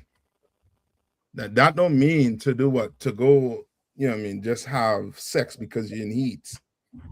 You understand? Do it the right way. You understand? These rules are made for a reason so that we don't fall, be susceptible to what Satan is trying to do, which is trick you. And then before you know it, you're a hoe. You understand? You don't want that. Read on. For it is better to marry than to burn. All right. It's better to what? Marry than to burn. And to burn. You understand? The Lord, you know what I mean, like Paul is, you know what I mean, like painting a picture for you with, you know what I mean, you wanting to, you know what I mean, to be with a man, or a woman wanted, you know what I mean, a woman wanted to be with a man, or a man wanting to be with a woman. It's, you know what I mean, he's painting it like, you know what I mean, it's, you know what I mean, it's burning you to the point where what? If you don't have self-control, what you're gonna do? What you're gonna do? What you're gonna do? Yeah, you're more than likely gonna sin. Right. You're gonna do something you're gonna regret. You know what I mean? For the rest of your life. Come on. Okay. Verse 9. 1 minute. Select. Verse 10. No, hold on. And unto the married. Hold on. I don't know what, like something going on with the song. 1 minute, Yanisa. Let Baz finish. Go ahead, Baz. Verse 10. And unto the married I command, yet not I, but the Most High. Let not the wife depart from her husband. Read on. Verse 11. But, and if she depart, let her remain unmarried or be reconciled to her husband. That's it. That and is let it right not there. the husband put away his wife. That's it. Like there is no putting away. You have an issue with your husband. Your husband have an issue with you. These things could be taken care of. It could be made right. You just need counsel, and you just have to be willing to follow the counsel. You understand? But if you're not willing to follow the counsel, then what is lying at that door? Sin. That's right. You understand? Sin is lying at that door. And you're going to regret it. All right? Yeah, that's it right there in verse 10 to, I should say also 11. That is it on 11? Baz? Come. Yeah, that's it. You understand? Like, you know what I mean? Like marriage is something very serious. Why? Because you can do what from marriage? You can what? Give life, and you could what? Die from having sex. You understand? Life comes from sex, and death comes from sex. You understand? That's how serious it is. But America will have you think what? Ain't a problem. Right. It's not a problem. Just put rubbers on. You understand? Just put what it is. Just go to the doctor, get some antibiotics. Come on.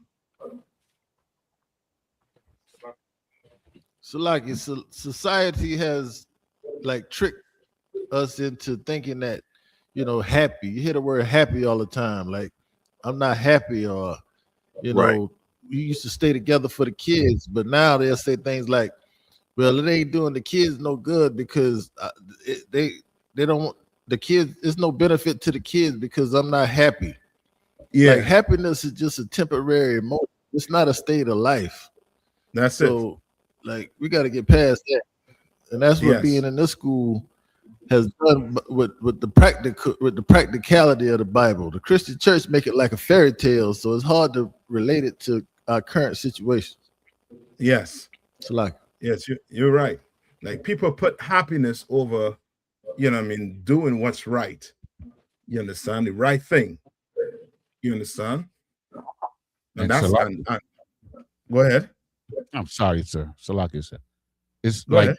the marriage in the world is more sensual. It's not spiritual. Like it's about feelings and touching and you know what I'm saying, all the things pertaining to the flesh and self-gratification, feeling. Nobody in this world, I don't care how good a husband or wife is happy 100% of the time. That's shit crazy.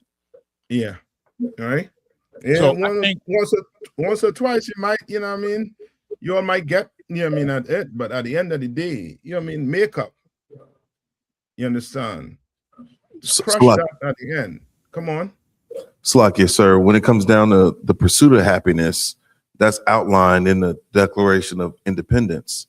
You know, so any woman, any person that is pursuing their happiness, it's not about the collective. It's not about us coming together or trying to build, you know, a relationship or a marriage. It's about you. It's not about anyone else. This is a very selfish, self-absorbed, self-involved concept and philosophy. You know, so yeah. America, they wanted to be independent and they wanted to pursue their happiness. You know, that's the reason why they separated from England. They didn't want the rule of law according to whatever their customs and traditions were. You know, That's so right. anybody that's focusing on their happiness, they don't care about you. They care about themselves. So like That's it. You're right. And that whole Valentine's Day is that spirit of I want to be happy, happy, happy. You understand? And so it's an evil holiday.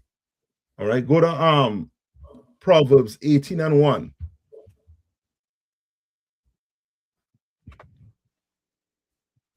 Go to Proverbs 18:1. All right.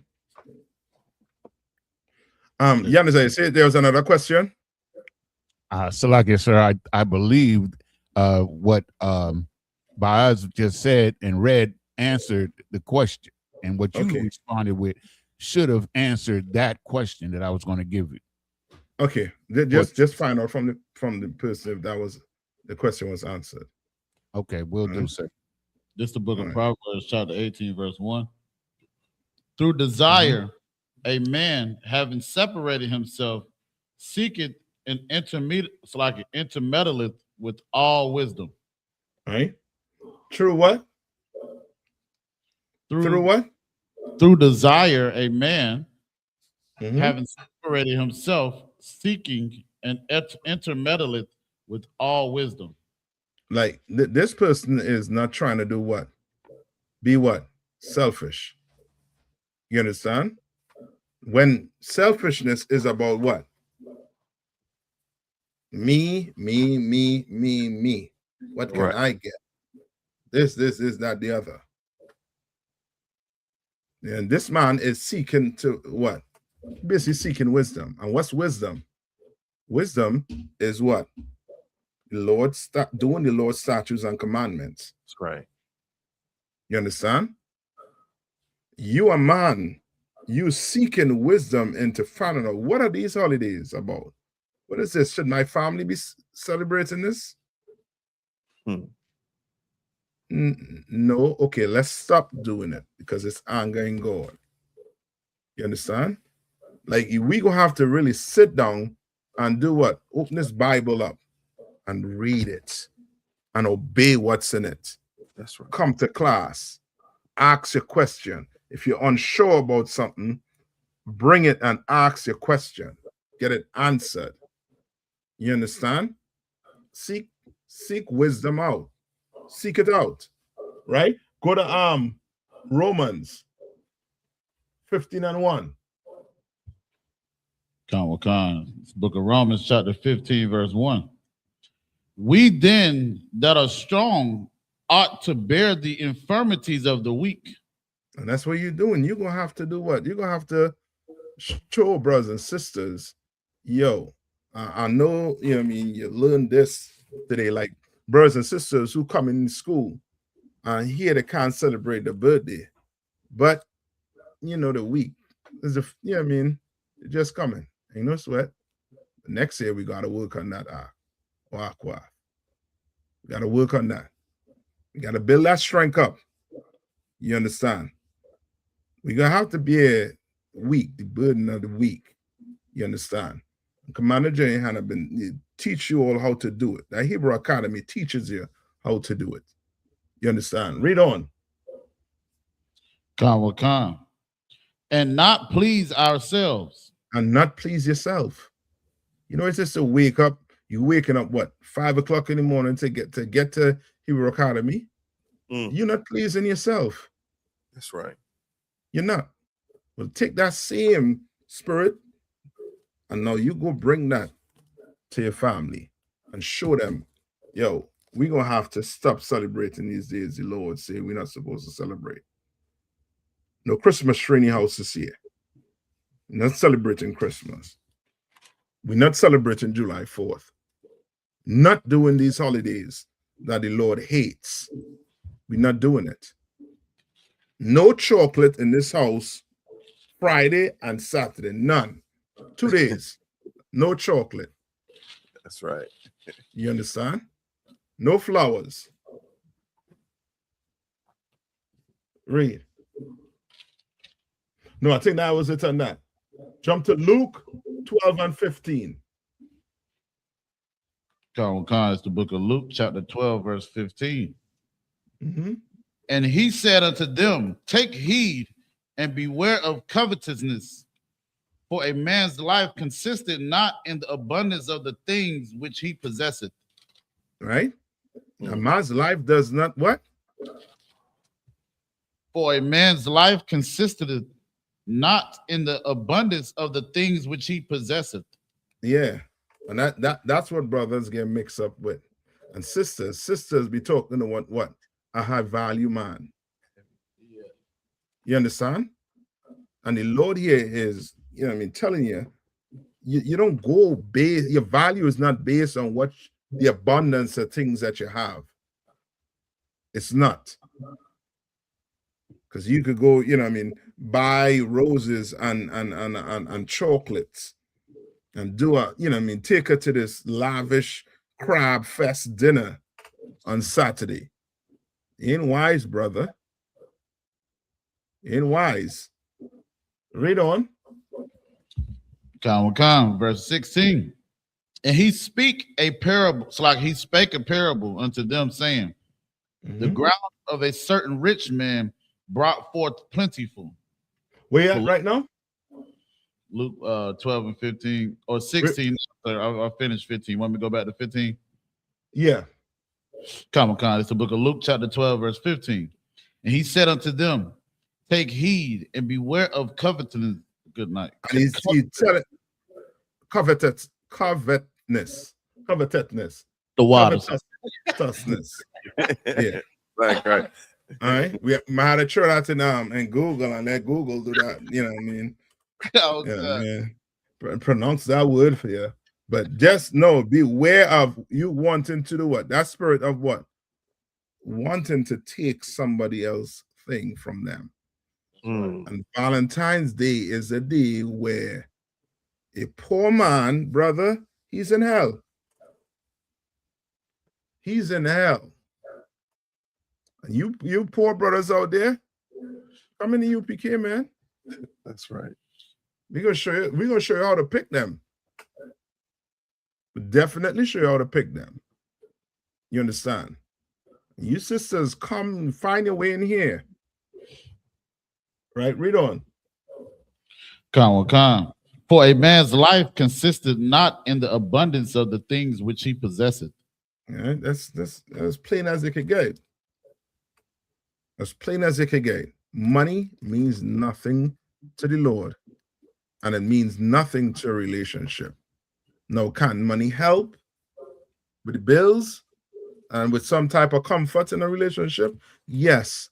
But you shouldn't base whether or not you have sex with this woman because she has money, or this man because he has money. You understand? Shouldn't base it like that. Because it you know what I mean, your life ain't based off of that. And the Lord trying to warn you, right? Go to not second Timothy. Give me James 3:16. Comic-Con, it's the book of James, chapter 3, verse 16. For where envying and strife is, right? Where what? For where envying and strife is, right? Envy is what? Jealousy. Strife is you what? Fighting. Contention. Yeah. Oh, a ton of envy and a ton of strife gonna be happening on what? Valentine's Day. Comic-Con. Ton of it gonna be happening on Valentine's Day. You're gonna read stories of so much domestic violence. Cops on them, you know what I mean? They're gonna can't take this Saturday off. They're gonna be busy. Right? Read on.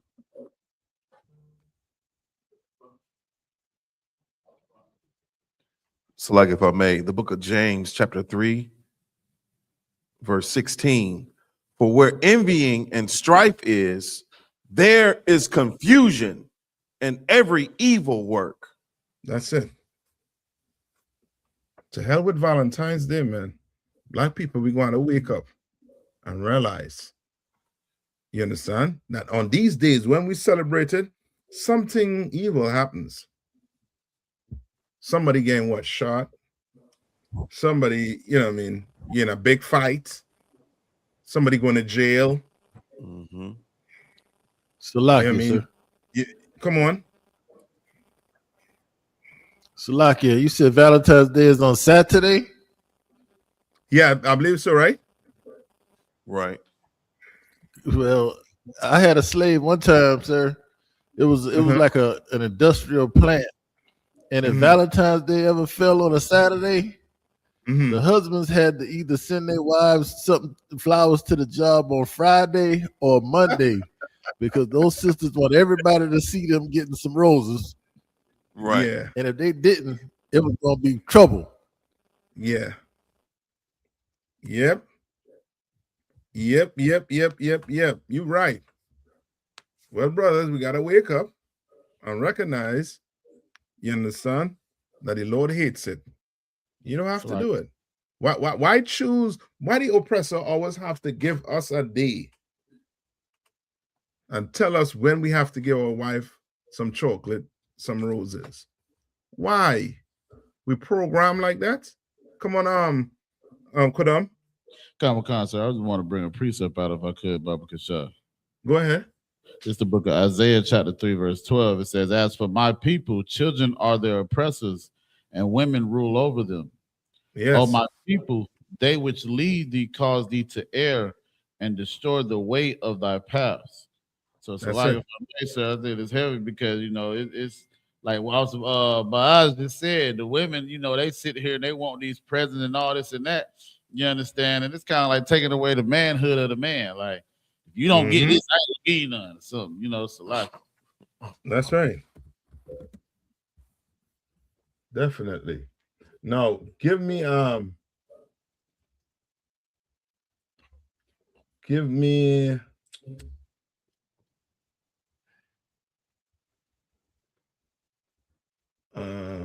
Ecclesiasticus 11:17.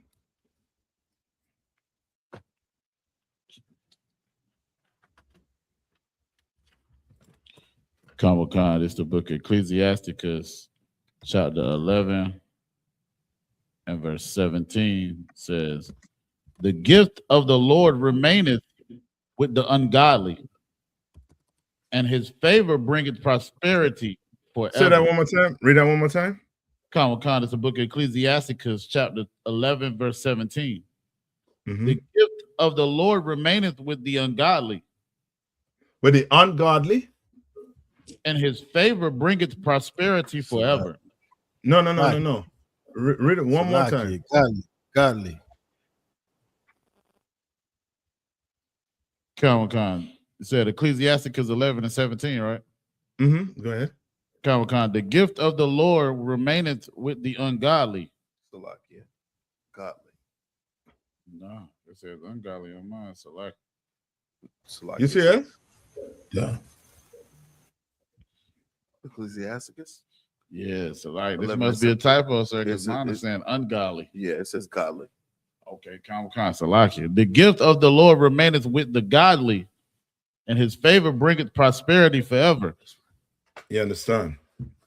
That's what you're supposed to be looking for. That gift.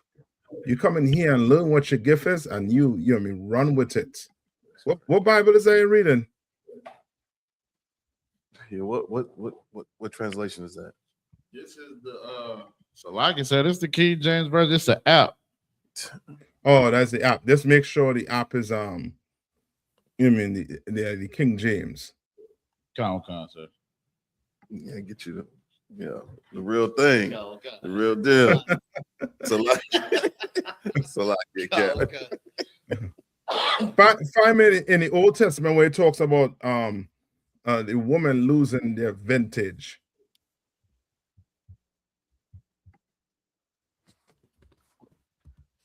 Salakia, Cap. Say that again, sir. Find me in the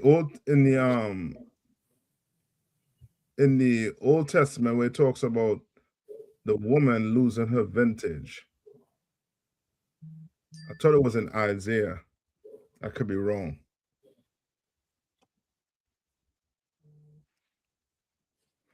Right? So like you said, All you right. talking says that they walk with wonton eyes and things like that. No. That's Isaiah 3 or something like that around there. Oh, okay. Let me see. You know what? It could be around there too. Hold on. All right. Any more questions?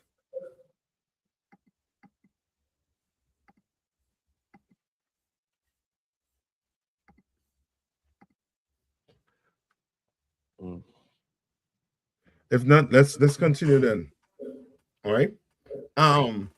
Forget what I wanted to touch on with Epstein, man. There's so much you could touch on, boy. Give me Deuteronomy. Let's start here. Deuteronomy 10 and 17. All right. God, it's the book of Deuteronomy, chapter 10, verse 17. It says, "For the Most High, your power is the power of gods and Lord of lords, a great power, a mighty and a terrible, which regardeth not persons, nor taketh, which regardeth not persons." And that's what you're going to have to understand. To run a society where black people are in charge, we cannot regard persons. What does it mean? Regard not persons. So like I said, like being a respecter of persons. Yes, what does that mean? So like I said, like if it's like no matter the statutory, like whether you're rich or poor or anything like that. Yes, that's it. Now you're on it. Salakia, sir. Come on. So would the standard be righteousness in accordance with the law, statutes, and commandments? You wouldn't respect a person based off of his money or his status. That's respect it based off of their obedience to the law. Yes. Or, their service to the Most High. Salakia. Yes, that's the opposite to what this is saying. Correct. You understand? Like you don't want to, and that's what America basically, you're clearly seeing right now what is built on. On the dollar, they say what? In God we trust. Like with America, everything is just like a smoke screen. You understand? Like whatever they talk about, whatever they speak about is not what they're doing. And the Bible calls that a hypocrite. That's right. You understand? This place is full of hypocrites being run by hypocrites. Just imagine you have laws, right? Where if a PDF is abusing children, they go to jail. So you're trying to tell me if you do that, you better have money so that you don't have to go to jail? You understand? Brother, and this is also crazy it is. In jail, you go in jail for abusing a child or a woman. How them criminals, them hardened criminals in there gonna look at you? You do not want to be known in there as a what? An abuser. Salaki. You understand? Come on. Salaki. Mm-hmm. They're gonna look at you as a bloody mess as they stomping and shanking you. Yeah. So you're telling me these criminals, these hardened criminals, you know what I mean, have more morality or more integrity than the American government? Where you hiding predators? You understand? That's to let you know that this place does not trust in God and never did and never would. You understand? Read on. Khan, sir. It says, and a terrible which regarded not the persons, nor taketh reward. No what? Nor taketh reward. Yeah, you want to take a bribe and turn it back. Here's $1 million. Don't say anything. Shut up. You understand? The Lord don't work like that. To the Lord, justice come for the rich and for what? The poor. You understand? The Lord, he is long and what? He long-winded. He's what I believe the Bible says he's long suffering. You understand? Like brothers and sisters be thinking, well, this rich man lived, you know what I mean, to 90, how much years and enjoyed his life and think that's it. No. He's going to be what? He's going to be judged. You understand? He's coming back right here on this earth to be what? To be judged. You understand? Ain't nobody escaping the Lord's judgment. Nobody. You might escape the white man's judgment. You're clearly seeing that. You have money, you could escape the white man's judgment. Because he sells everything. Right? Go to all right. Go to Deuteronomy 1:17. And we in the what? So like I got a precept.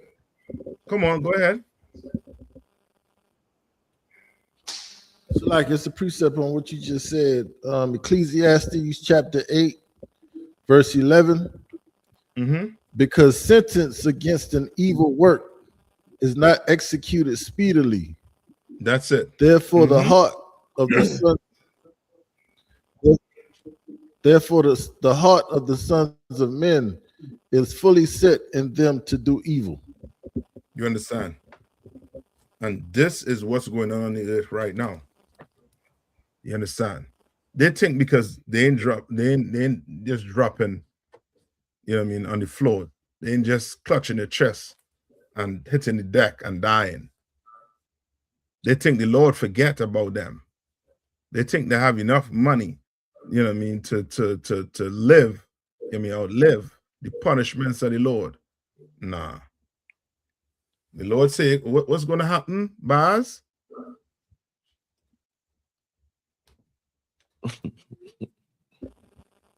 So like Baz, what is it? It Go says, ahead. Ecclesiastes chapter 8, verse 11. Because sentence against an evil work is not executed speedily. Therefore, the heart of the sons of men is fully set in them to do evil. Well, there you have it. There's your government. There's your democracy. There's your capitalism. There's your Christianity. It's a little more if you want. Yeah, come on. Verse 12. Though a sinner do evil 100 times, and his days be prolonged. Yet surely I know that it shall be well with them that fear the Most High, which fear before him. Verse 13. But it shall not be well with the wicked, neither shall he prolong his days, which are as a shadow, because he feareth not before the Most High. Yeah, and that's these men that's in power right now. They don't fear God. They do not. You talk about what's the code name for child meat? Beef jerky, or I forget the name they was calling it. Something jerky. Yeah, Canoan cancer, beef jerky. Beef jerky. Canoan can. You understand? Right. Like that. Yeah, I mean the Lord ain't the Lord. You think the Lord gonna let that sleep? I mean, numerous of our sisters and brothers be going missing. Now we have to sit down and wonder what the hell is going on in this place. What is going on? We literally have cannibals sitting over us. And remember, remember what I was saying about the Native Indians. What I was saying about the First Nation people. They were saying that they were cannibals. Now you know who's the cannibal. Whatever he is saying about you, or he doing it. If he using this and saying you are cannibal, you are this, you are that, or he doing it. So like I said, it's in the Epstein file. Come on. I got a scripture, sir, if I may. Go ahead. This is the Wisdom of Solomon, chapter 2 and verse 12. Therefore, let us lie in wait for the righteous man, because he is not for our turn. And he is clean, contrary to our doings. Yeah. He upbraideth us with our offending the law, and objective to our infamy, the transgressing of our education. Yeah. You understand? Like the Lord don't want you now to see these people and be jealous of them. I want to be like them because of money. These people are evil. You understand? Clearly seen that whoever is running this country, they're evil people. Wicked. And the Bible says when the wicked is in authority, the people are going to what? More. Mm-hmm. And you boss said that, vote Trump in. Now, don't back out now. Don't back out now. Don't now come and say he hate. You know what I mean? Where's the Epstein file? Where's the? You knew before he went in, he was on the Epstein file. You knew. So don't cry now. You know what I mean? Now the boat's sinking. You want to jump? You want to jump off? Nah. Sail that Trump boat, man. Sail with it. All right. There's something I wanted. Where we at right now? Hold on. I think young man Desron had a question. All right, what is a concubine? Kim? So like it, sir, it would be like a lesser wife, like a woman that you got that you didn't go to the father. Salaki, Okay, sir. Go ahead. This is according to the Merriam, the Zondervan Pictorial Bible Dictionary, page 116, compact version. Concubine, a woman lawfully united in marriage to a man in a relation inferior to that of the regular wife. That's according to the Zondervan, sir. Salaki. No, get me the do you have it in the Bible? Salaki, sir, they have a few different precepts. Genesis 16:1. Genesis 16:1. No, not that one. What about 22 and 24? Genesis Like 22, it, sir. Genesis. Hold on. Genesis what? 22 and 24. I think I know which one you're talking about. Not that one. Okay. Baz, what you gonna say? Come on. Is it like could it be a wife that's gotten like from like the spoils of war? That is one of them also too, right? A concubine. First off, a concubine is a woman of what race? So, like I said, she has to be an Israelite. She has to be an Israelite. Israelite. These are the so-called Christian groups, Israelite groups will say what? A concubine is a what? A woman that's what? Another nation. Yeah, and is not really a wife. Yeah, but you're having sex with her, right? But she's not really a wife. Dummy, right? When a concubine has to be a sister. But how did you get the sister? Right? And when you hear concubine, just think status. Right? Think status. Right? Is it's almost like like how England have it with the what's that with the king? Right? Just imagine you're a king, right? You have your kids. Now your kids can't go and marry what? A commoner. You understand? Your kid has to go marry what? Somebody of his status. You understand? Concubine is a woman from that spoiler war, but is that status. She is your wife, but it's the way you got this woman. You understand? All right. I'm trying to see if I get a scripture for you. I think it's check Judges for me. Somebody check Judges. No, that's for Levi. Hold on.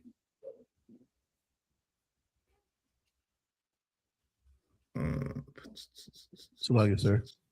Come on. So when they had to shave their head and all that, clean the nails off and all that stuff. Yeah, give me that. All right.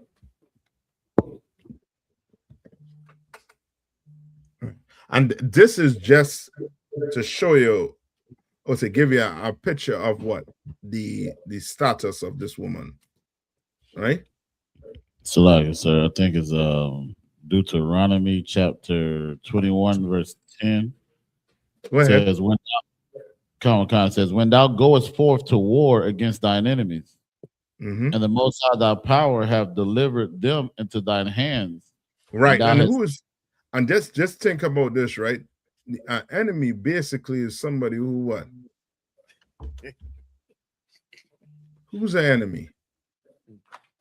So like you said, would this be kind of like how Israel had a civil war? Yes, but you give him an example. But who's an enemy? An enemy is anybody that basically come up against God's chosen people. Sometimes it might be your own people. As you were saying when we had that civil war. You understand? And this was around the time of what? With Benjamin. You understand? When Benjamin, abused the Levites, that priest's wife, till she died. You understand? And Benjamin went to war with the rest of the nation and was almost wiped out. You understand? Right? We would have been an enemy to the Lord, Benjamin. You understand? That's why we lost. You understand? Right? Read on. Verse 11. And seest among the captives a beautiful woman, and hast a desire unto her, that thou wouldest have her to thy wife. Right. And you recognize it's saying enemy, but it's not giving you what, it's not saying what? This is a heathen. Right. That's right. Because in the back of your head, you just want to sleep with a white woman. Right. You understand? This you looking for example. And now I will ask you, did you conquer white people? Did you conquer a father? And guess what your answer gonna be? No, but what?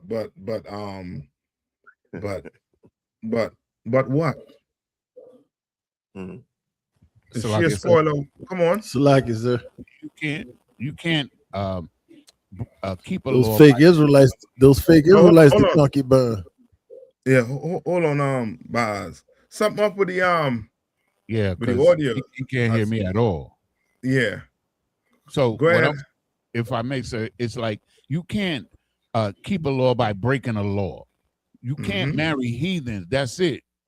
So Yeah. it has to mean your own people. It has to mean that because it's not it can't be a contradiction there. Yeah. Can't. You understand? The Lord laying the rules, just like Esau. Esau has his rules when he goes to war with his people. He has his rules. He tell you can't use what? Cluster munitions, but yet he will still pull out one or two and pop it off. You understand? They have rules. Well, the Lord laying down rules when we go to what? War with each other. You understand? Right? Read on. Check. Come on, sir. It says, No, hold on. But odds, what you was gonna say, Salaki?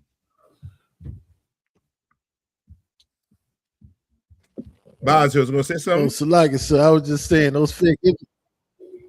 the fake Israelites who say that the concubines of the other nations, since we the ones who got conquered by our oppressor, they would technically be the concubine, right?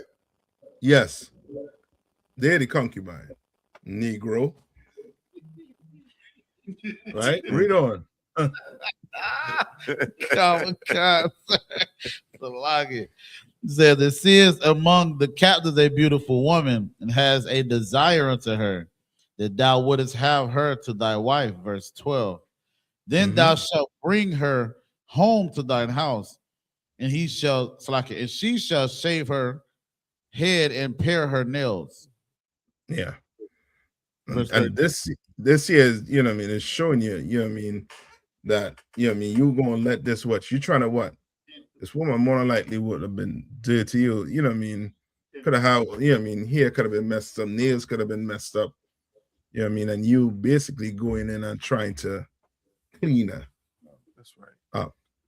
You understand?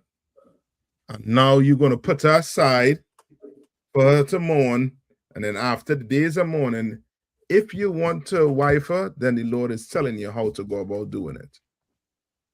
You understand? We don't, you know what I mean, we don't abuse women. We don't do that. Right. We're not going to do it now, and we're not going to do it in the kingdom. That's right. All right? All right. I think, you know what I mean, that's it, you know what I mean, for that. But a concubine, you know what I mean, on the whole is a sister. You understand? But this sister was gotten from war, the spoiler war. And just think status. You understand? How you got her. You understand? But she is still your what? Wife. She's still your wife. Wife. So treat her like your wife. Come on. So, like King Solomon had 700 concubines, if I'm not mistaken, and his reign was pretty much free from war, right? Because King David did most of the warring. So would it be fair to say that he got his concubines from down from King David wartime? From who's Solomon? Khan. Yeah. Because he didn't really go to war, right? Okay. So he could really it don't make mention of him going to war, but I don't mean he had to quell something that was going on. You understand? Just think, you know what I mean, as a people. You know what I mean? Don't think you ain't gonna have somebody who trying to rebel. Remember, there are things put in the Bible where if there was a murder that happened in the city, the Lord told you what you have to do. All the men in the city have to what? Come to a specific place, wash their hand. You understand? There's certain things you're gonna have to do. And if that person didn't show up, then guess what?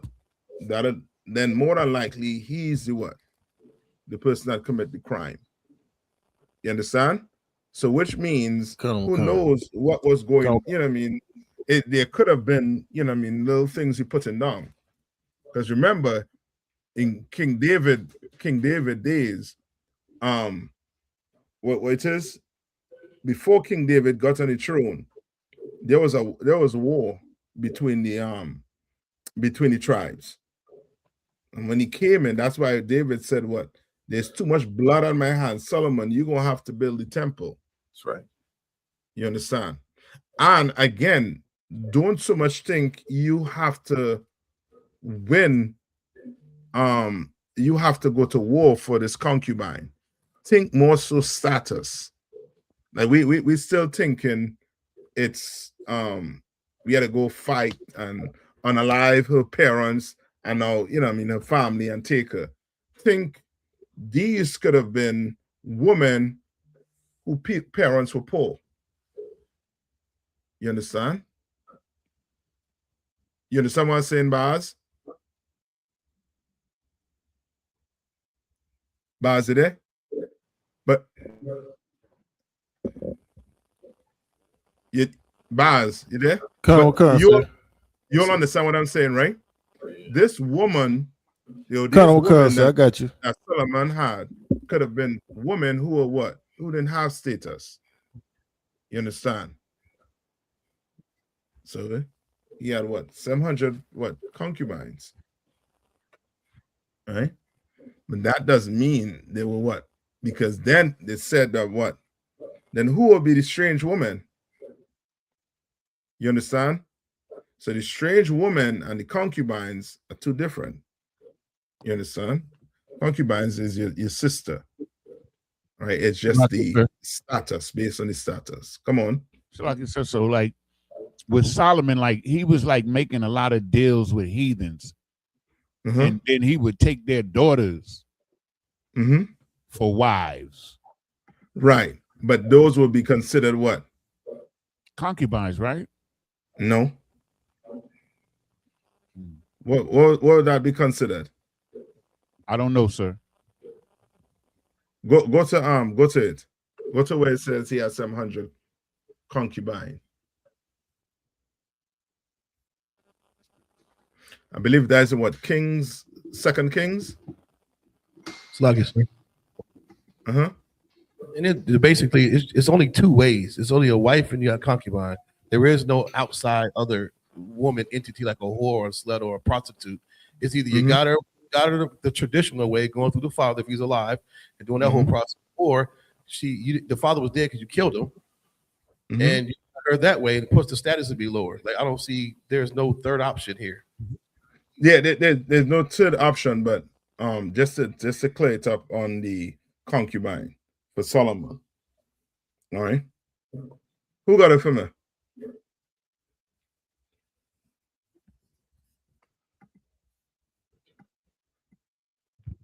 I got it, sir. Go ahead, read it. And this is 1 Kings, chapter 11, verse 1. But King Solomon loved many strange women, together with the daughters of Pharaoh, women of the Moabites, Ammonites, Edomites, Zidonians, and Hittites. Verse 2. Of the nations concerning which the Lord said unto the children of Israel, ye shall not go into them. Right, read on. Neither shall they come in unto you, for surely they will turn you away. They will turn away your heart after their gods. Solomon clave unto these in love. Read on. And he had 700 wives. and princesses and 300 concubines. And the wives turned away his heart. Right. So you see what's going on here, right? The wives turn away his heart. So he was having what? Marriages with these other women, right? And he would call them what? Wives. You understand? The concubine has to deal with what? Your sisters and them. You understand? This doesn't mean the concubines, because now the concubines here is what? Is heathens. Well, guess what? What had to happen?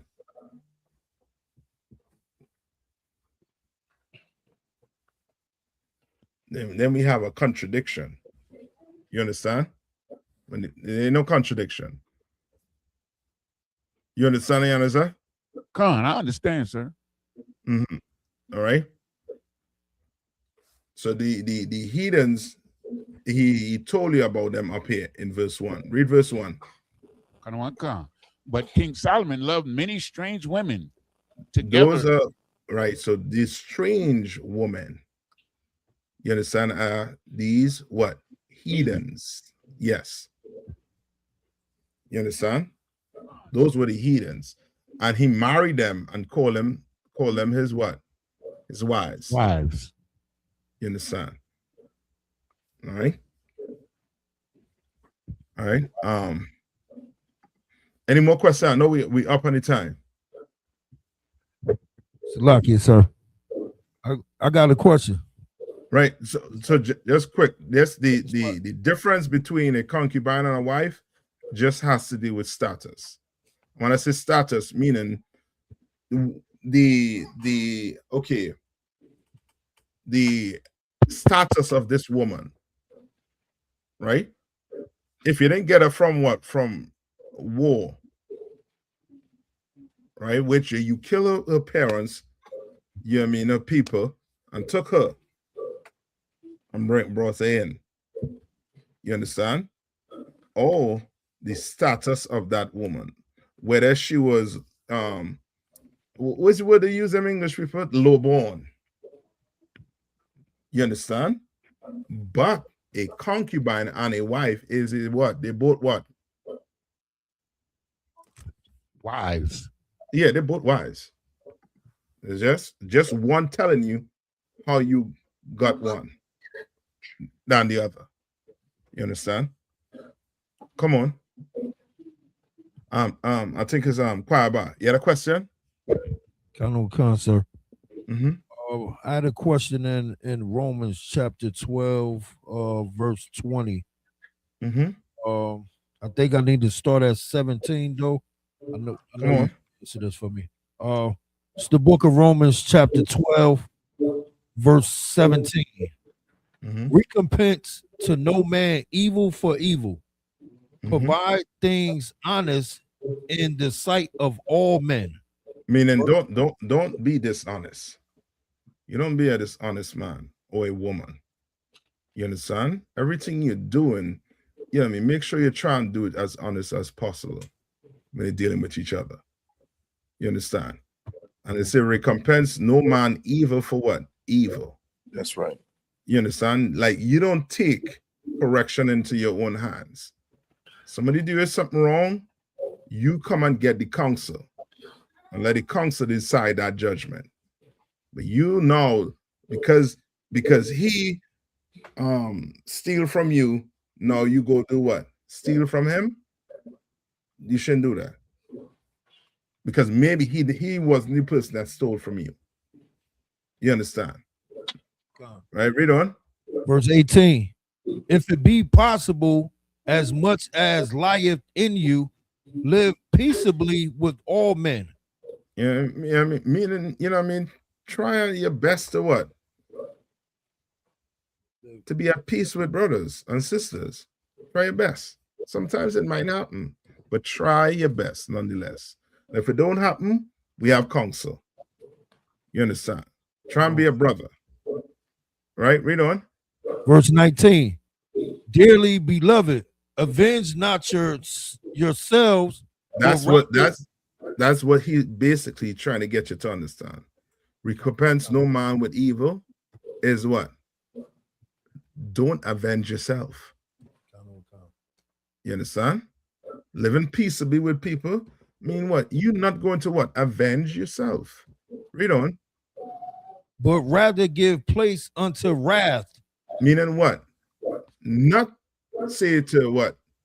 To just turn, turn away, or or just walk away from the situation.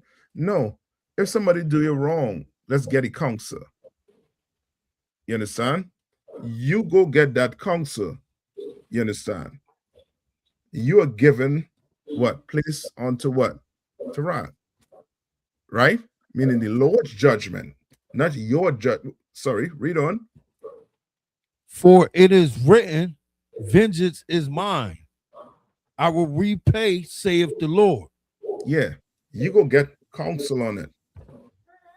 You understand? You and that brother go to counsel. And in that counsel, the Lord is there. And the judgment is going to come down. You understand? The Lord is going to repay. You don't have to worry about it. You understand? You don't have to now go and try to avenge yourself. No. Read on. My question is in the end of 20. Go ahead. Verse 20. Therefore, if thine enemy hunger, feed him. If he thirst, give him drink. Or in doing so, thou shalt heap coals of fire on his head. Yeah. So I see Commander YAHANNA done this a lot of times. I mean, we follow a man that is better than us are. That's right. You know, much people talk evil about Commander YAHANNA, and what did he do? What did he do? He fed them. You understand? Give them water. And in that, you're doing what? You were heaping coals of fire on their head. Meaning what?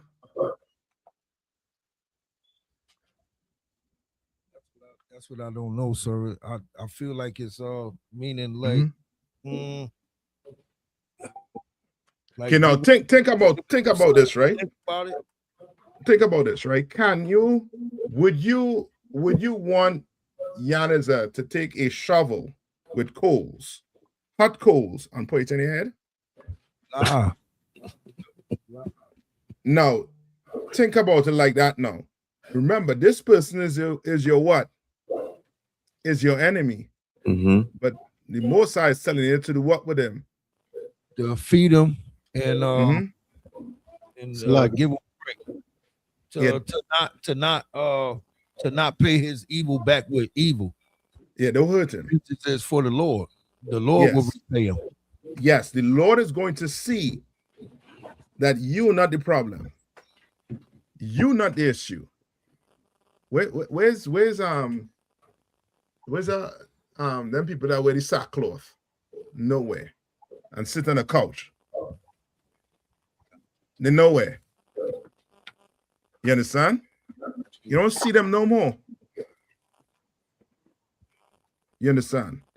And these other groups that want to talk evil about Commander YAHANNA, wait and see what's going to happen. You understand? And I'll bring it back to you. You know what I mean? It's simply, you now are not going to do what? You are not doing what? It said it above. You're not doing what? They're trying to stick to you not doing what? What are you not doing? I don't know. I'm not entertaining it. You're not avenging yourself. You're not doing it. You understand? You taking it to council. You letting the council decide it.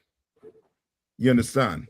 Now, if this person still wants to act, you know what I mean, foolish or stupid, guess what? Hey, shalom, brother. Hey, shalom, sis. How you doing? You good? You're hungry? You need something? water? Need some food? You understand? The Lord is telling you he's going to deal with that person. You understand? He's going to deal with them. Read verse 21. Verse 21, be not overcome of evil. Because somebody do a wrong act. Tonight they have to pay. Yeah, you see a woman, you do a woman some evil. Oh, not tonight. No, we gonna get this over with tonight. You understand? Do her some evil. She want this taken care of tonight. Brother, somebody do something. You want what? You want revenge tonight. You want it done tonight. But Paul is saying what? Be not what? Salaki, sir. Come on.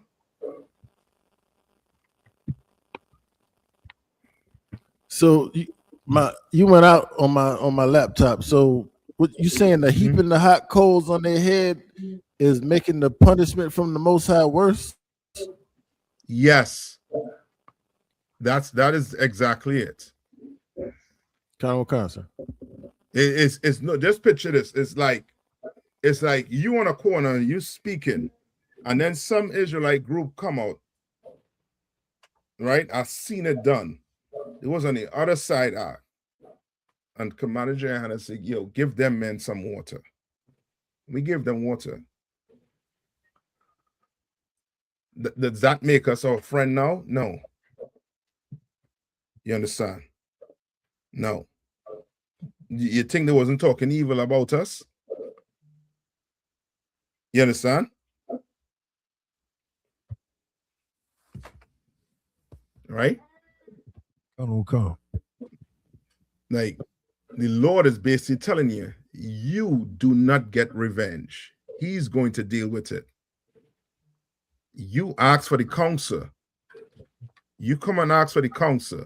Somebody doing something he will, right, on the job, you come and ask for counsel on how to go about dealing with it. And we'll tell you how to go about dealing with it. Maybe you might have to come visit whoever is on that job that giving you some issues. You understand? And let it be known. You understand? But the Lord is the one that's going to, you deal with them the way the Lord said to deal with them. You understand? Meaning what? You not trying to do what? Hurt them. Right. You ain't trying to get revenge. You understand? On them.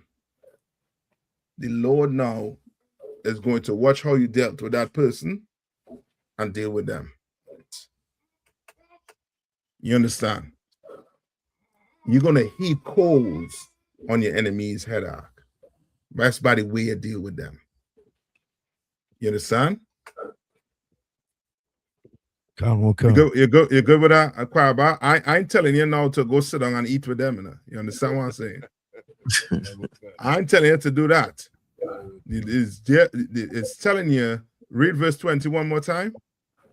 Be not overcome of evil. No, 20. Salakia. Verse 20. Therefore, if thy enemy hunger, feed him. If man that talking, he talking, shit about you. You understand? In some other fake group. What we do with Christians? So Salakia, Cap, real quick. One time we was at camp and it was a guy was out there. He was trolling. He was making all kind of noise, cutting up in front of the camp. And just remind me what Officer Rock fed him, gave him a sandwich, and it took the demon straight out of him. That's right. Yeah, that's right. That you understand. It could do that also too. But guess what? The Lord gonna deal with it. Don't think the Lord sleeping on it. He gonna deal with it. You understand? Right? But he making clear to let you know vengeance is what? Mine. Right. Not yours. You understand? All right. All right. With that, I'm gonna pass the class over to priest and officer. Who I passing the class over to? Salaki, sir, Officer Kodam. To priest and officer Kodam. Yeah, I believe, young man, I believe Jeriel. I'm gonna get a question. Come next week. I'm gonna get this question, right? Come, sir. All right. Just to answer him quick, does a woman being a concubine mean you have to sleep with her? There's a law on it. You know what I mean? It's telling you if you want her, come next week. We'll get a law on the concubine. I believe it's where what's his name? Cool, where he was reading it in Deuteronomy, I believe. All right. So just ask for that next week. Salaki brother. Kodam. Pass the class over the priest and officer Kodam. Come on, clap it up for the class. Mina Israel Amajim. I'm gonna run a one courteous salute to the teacher.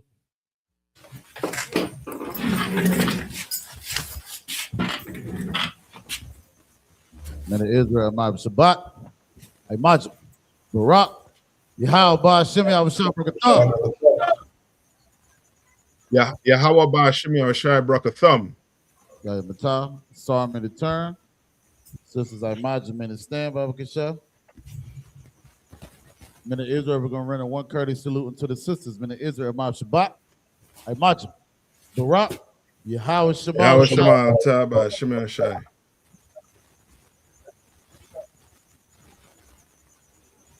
Got Matah. Yeshav, you to be seated. Security announcements with an I.S.U.P.K.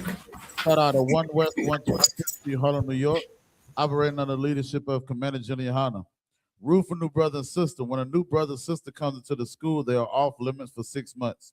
They are to be saluted only. They are here to share themselves of the world.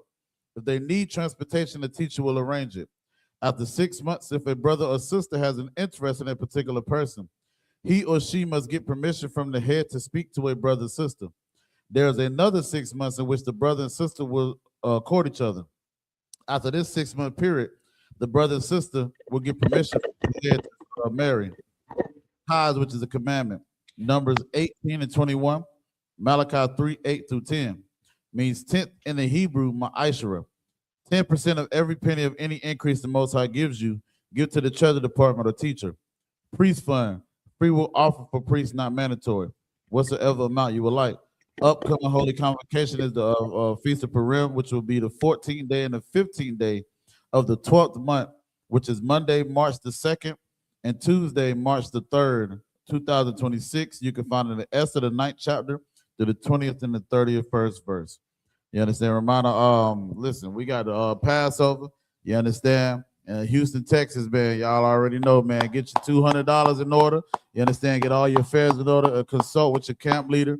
You understand? If you need any help with anything, man, you understand? If anyone want to be a troop in the school, to start wearing all black boots, shirts, pants, headband, and scarf. And with that, class dismissed. That's right. That's right. You got it? Share this real quick. Like this in the class still.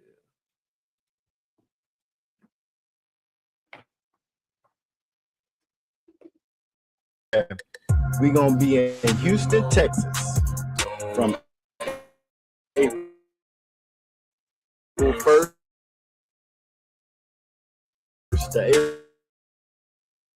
April 5th, celebrating the Lord's 57th annual Passover, fishing, horseback riding, rides for the kids, bounce houses, and the annual lamb slaughter held at the BH Ranch. And it ain't no party like the all-black party, the annual all-black party.